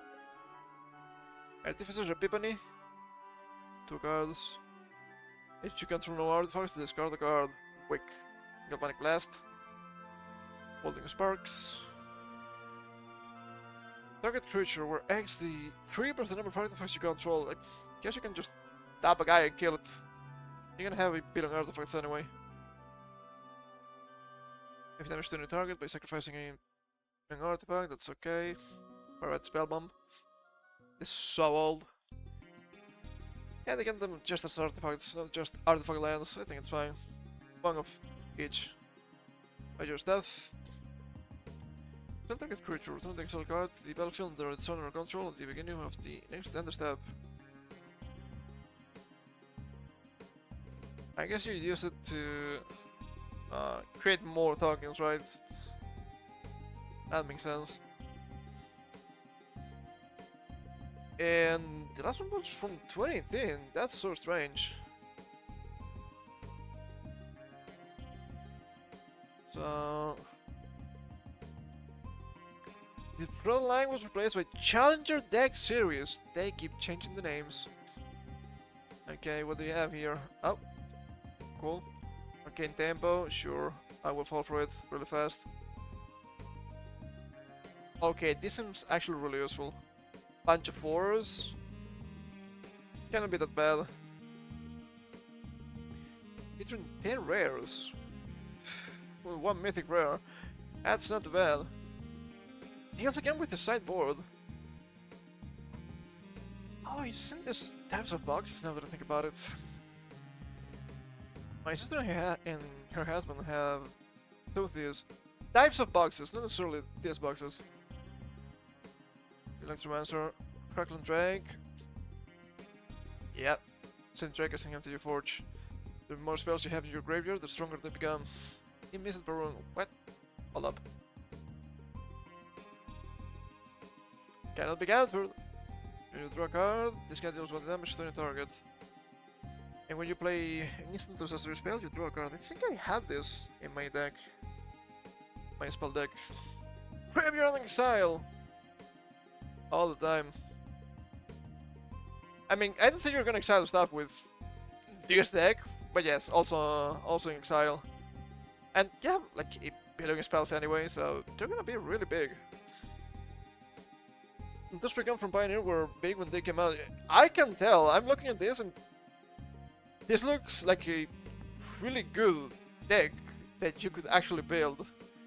Did they mention the price here? I don't think they do. $30? Ah, that's not too bad. I would pay $30 for this. Maybe.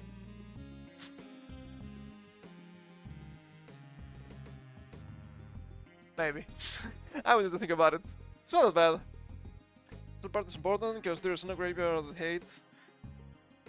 And it could help run away from them. Yeah, I guess that is true. That is a really good point. That's a really good point. It's just that I don't really usually exile those spells, but yeah. Arclight Phoenix. You must have a Phoenix if you're playing red spells, I suppose. If you cast 3 or more instant and sorcery spells this turn, returning to the battlefield. That's pretty good.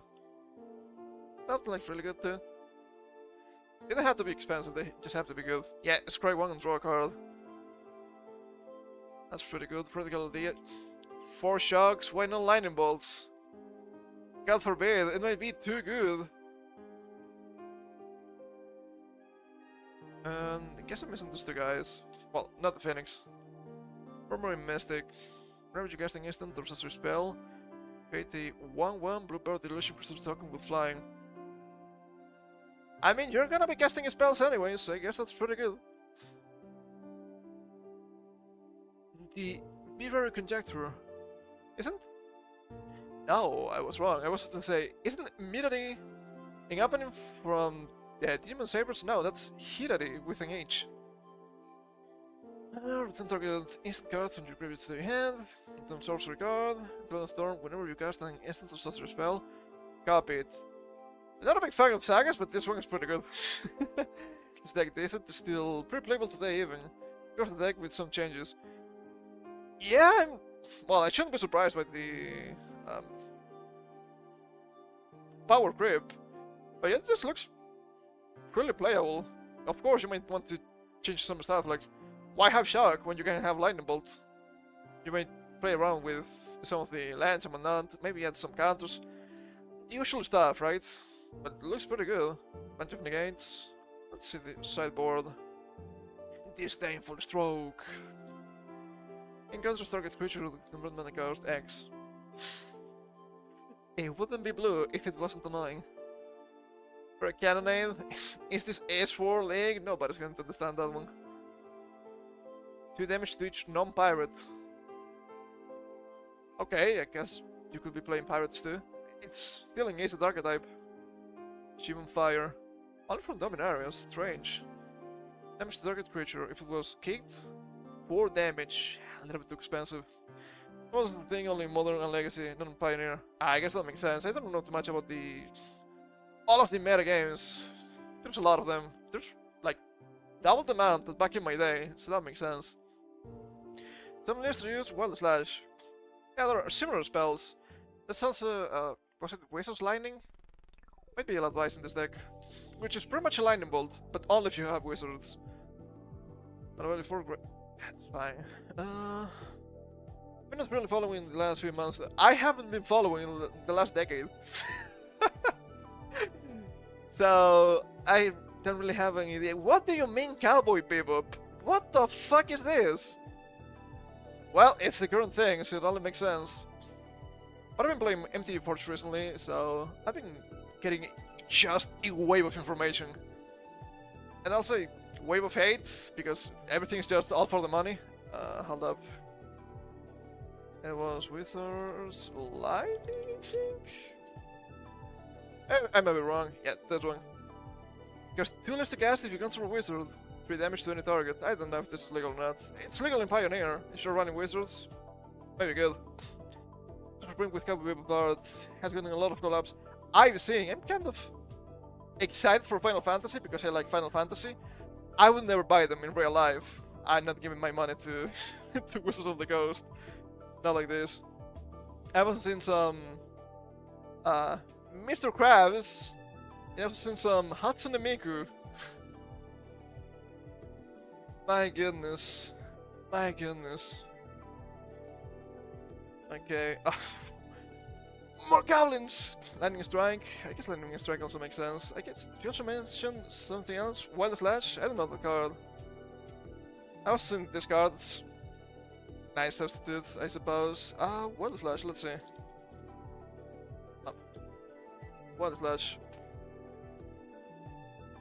Control creature with power 4 greater.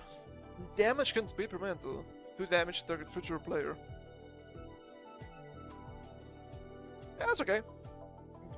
You probably want to play strong creatures anyway. But yeah, I can see how that works. Pretty nice. Let's see, more challenger decks.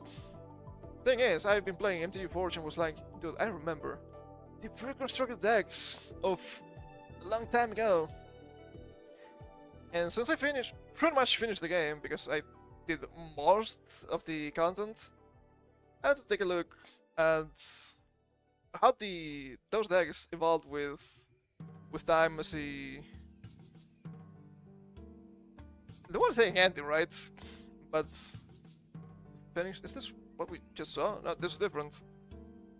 As a beautiful ribbon for this strange magic arc that I had since, God, late February. It's been 3 months. Arclight Phoenix, Kraken Drink, Thing in the Eyes, A Walking Horror. Oh, double cards, I like them. I think I've seen this before. Thing in the Eyes.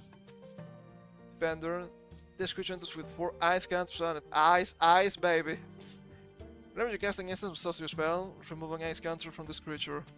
If he has no ice counters on it, transform it. It's so big. When this creature transforms into walking horror, transform all non-horror creatures to their own hands. That's not too bad. That's not too bad. You want to be casting his spells anyway. Now people understand why I end up with Imperial Casimir decks. I see a card that seems good, and I want to use it. Ah, but people play 40 card decks, that's quite low. I'm playing what? 3, 4 different types of cards? I like variety. Lightning Axe? Hold up, this is not Lava Axe. Oh. As an additional cast to cast this spell, discard the card by 5? That's way too much. 5 damage to target creature. Well, I have to admit, it's better than the Lava Axe. Slither Fire Impulse. Flame Blast Bolt? And out, insane. This thing basically still suits play. How old is this again? 2022 maybe? Did they mention it? It's 2022. I think it's new enough. Survive 1, draw a card. Yeah, I think I've seen this card before. Fire Impulse. 2 damage to target creature. Spell Mastery. There are 2 or more instants than and/or sorcery cards in your graveyard. Deals 3 damage instead. Ah, sure, why not? It's fine. It's a common. We can ask for more. Flame Blast Bolt. It's only rare. Damage to target creature or planeswalker. They would die, exile them instead. That's fine. And Lightning Strike again, obviously. That's pretty good. That's pretty good. And honestly, the ES archetype has a special place in my heart because I tried to build it on my own before it was actually useful. It was after Ravnica, but trust me, I bought the deck. It's not good. I know it's old, it's not good. What do you mean? 2 mana with Replicate 2 for a single point of damage. That's way too bad. Has to be 2 damage or lower cost. Father of Bales. Strange planeswalkers nowadays that only have negative abilities. Each opponent can draw more than 1 card each turn. Look at top 4. You may reveal a non-creature. Interesting. I was completely clueless of what I was doing, and it didn't really work. But then, since I've been playing MTG Forge, I finally found new cards that interact with casting spells much better than back in the day. Like, wow, this is so interesting. My turns take like 13 hours perhaps, but you can just do a lot of shit because you have a lot of abilities triggering.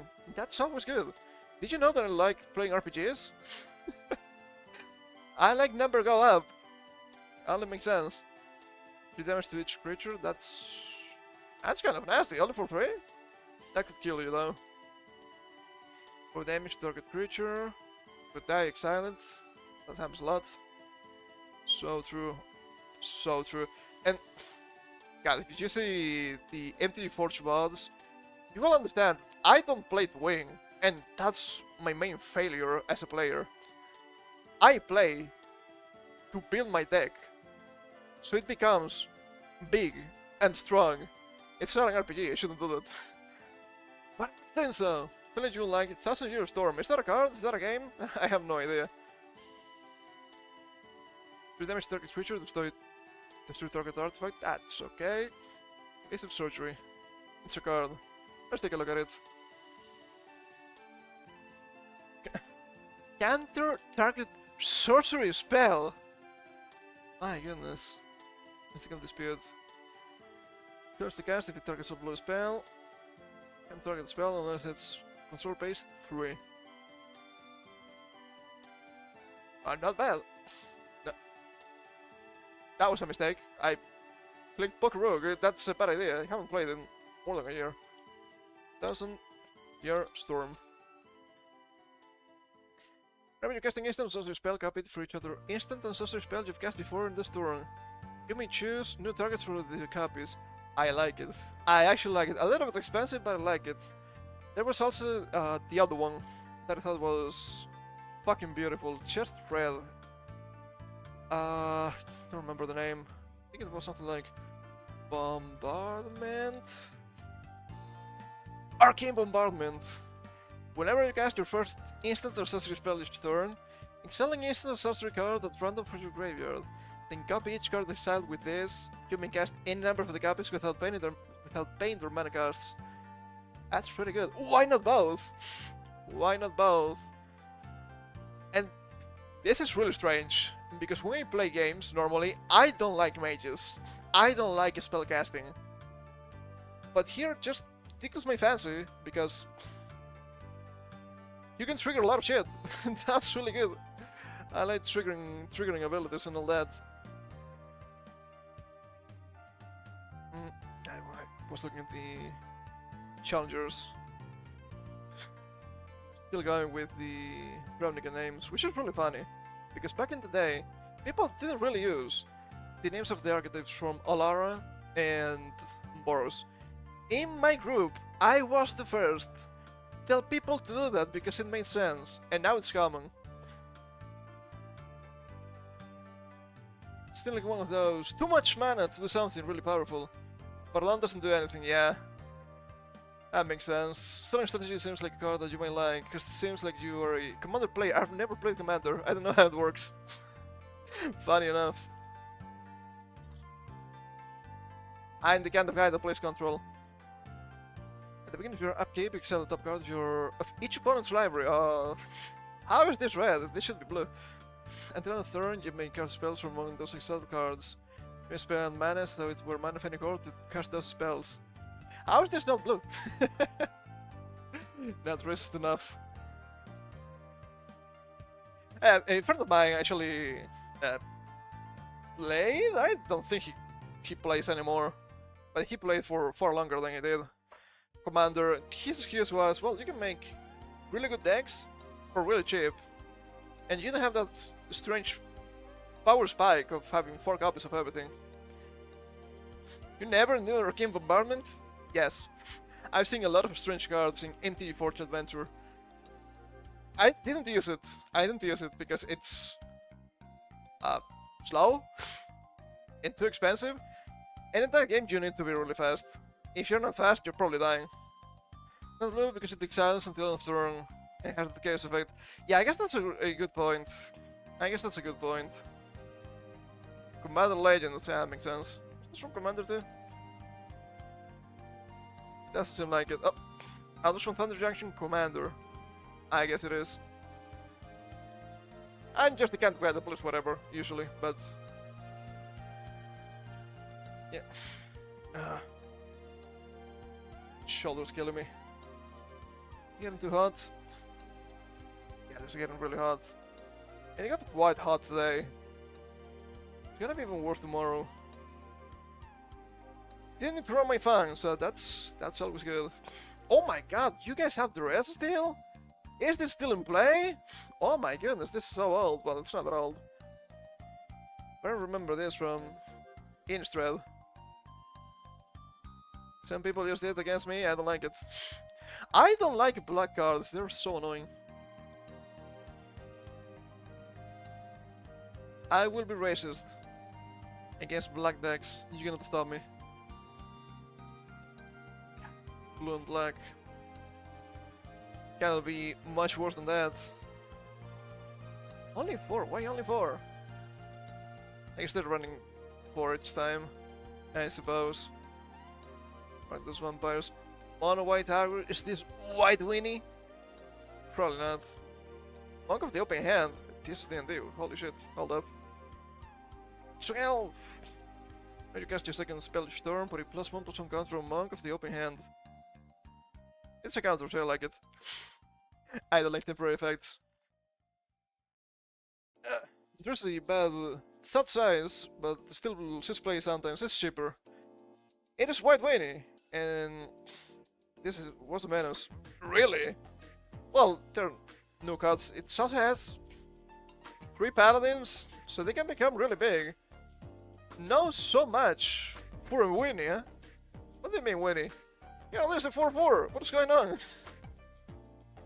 Interesting. Yeah, I see a lot of 4 copies, 3 copies, some 2s. Some enchantments, only paladin. Have the Fallen, Clerics, Spirits. You only have one of these, it has to be good.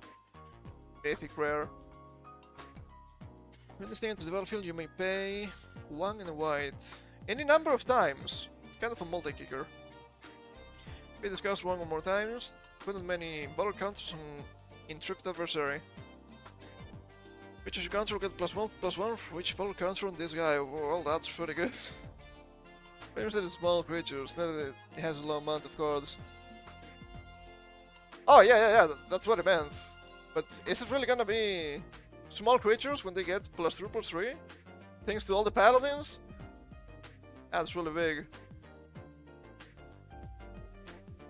Spellbinder. What about the mages? Got an online counter then. White control cards, I don't like them. Dragon Spirit, good. Cold Spell Cleric. Usher of the Fallen, that was gonna be good too. Screaming Guy. Vigilance, it's the battlefield. It was the second spell you cast this turn, put a +1/+1 counter on target creature. It also counts. There's an invitation card of PV DDR, by the way. The Elite Spell Mage. Spellbinder, right? I don't know what the PV DDR means. I'm not hip with the kids. Oh! Palavit Dama di Rosa, World Champion 26. That makes sense. Palavit Dama Rosa, that makes sense. That makes sense. Italians. It only makes sense to put this thing in Italian, right? Campione del mondo. And Spirit Warriors. Give this ability only with this creature attack this turn, and only once each turn. Create additional tokens. I like tokens. That's pretty good. That's pretty good. But I had to say it. God fucking damn it, man. Magic is massive nowadays. They have all possible effects, all possible collabs. What the fuck do you mean they have Transformers? What do you mean they have Doctor Who? It's quite crazy, not gonna lie. Limitations of cards that people want the world's design, together with wizards, has their fairs on them. That's nice. So I guess it was this guy's lower res. Yeah, I can't say, this guy looks Italian, you can believe that. I can't believe that. And it's nice that they did that. Man. Yeah, and of course, it's always gonna have a massive power creep in the game, right? Oh my god, do we have to look at the Final Fantasy cards? Some of them are real insane. Some of them are just okay, I suppose. It's also Lacron is also one of those cards, the original list. That's it. Talon's Simulacrum.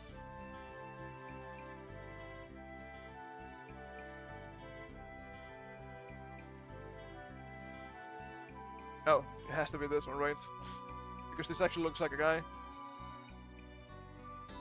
It's a little bit strange that they changed the art for the reprints when they are supposed to be this special. But I have to admit that the S1 goes really hard. Kind of cool too.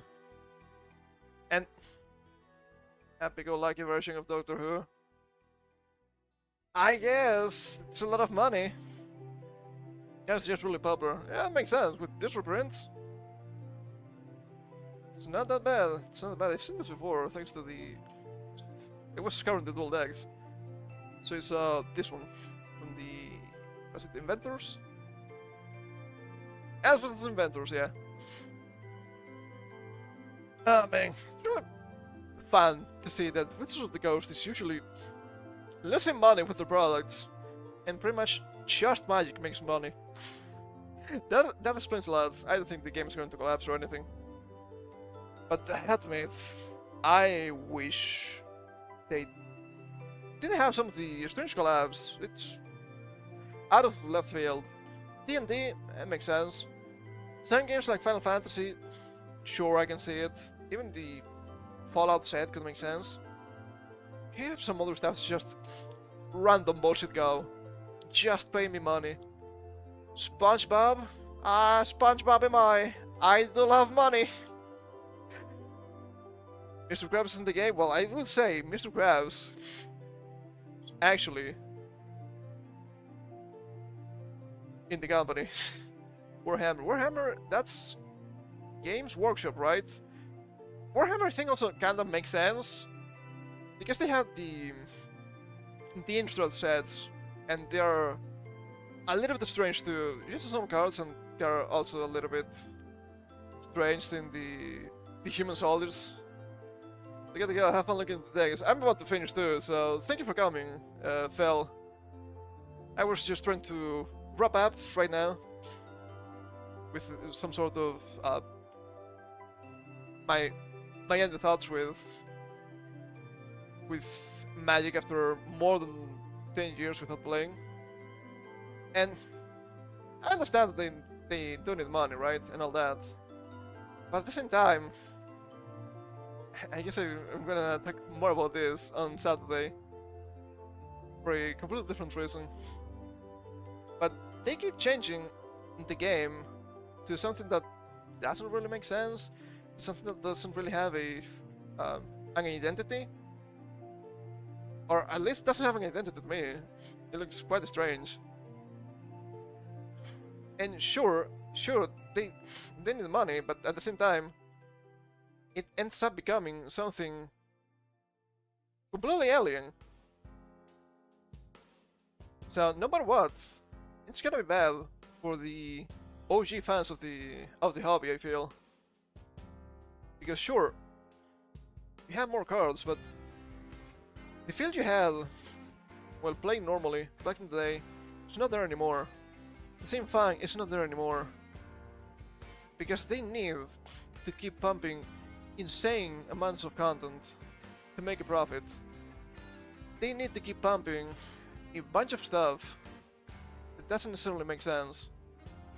Be it, oh look, it's video games. Oh look, it's, I don't know, it's a movie, it's whatever.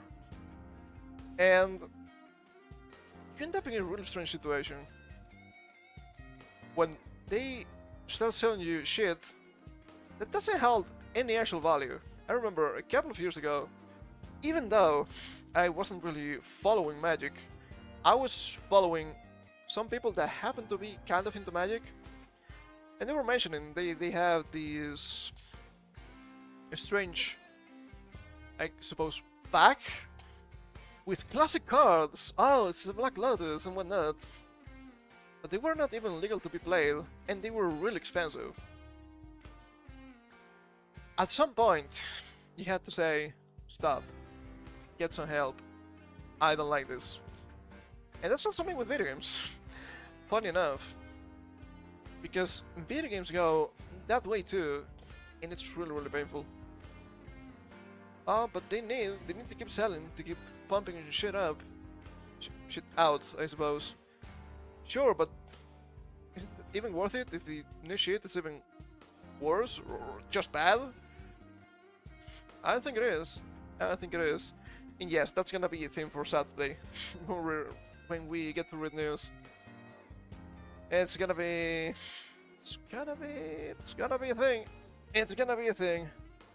And I don't wanna be dumber or anything, but we need to be real. We're gonna be hiding, being like, well, you know, it's fine. All of this is actually fine. Nothing bad is happening. Just consume product. No, that's the problem. You keep consuming products, shit will always keep getting worse. I'm a little bit upset now. Sadly. Anyway. I guess it's time for me to take my leave. It's getting late. It's getting really hot. I should get something to eat. But we can come back tomorrow with more Star Emerald. We need to defeat the champs in Team Aqua and Team Magma. I guess it's Team Magma and Team Aqua, and actually in that order, so... Yeah, that's gonna be the plan. Probably try to get to the Psychic Twins. Let's see what happens. It's probably gonna be slow progress again, but it has to be slow if you have so many enemies and they're kind of powerful, man. But anyway, I'm gonna get the hell out of here now. So thank you for coming. Hope you had some fun. I had a lot of fun looking at the old cards, but it's gonna be the end of the current magic arc that we have. Well, we need to go back to... We need to go back, man. We need to go back to my shit. And I guess I need to set up my... need to set up retro arc and whatnot, because I guess I had to play fucking the story with fucking Achievos. This game keeps following me wherever I go. And when I have that set up, I guess we could just play Retro Chivos, whenever, right? That sounds cool. That sounds cool. So yeah, thank you all for coming, hope you have some fun. And I will see you all tomorrow. Until then, not the rules. Take care and don't waste money in these so extremely greedy companies.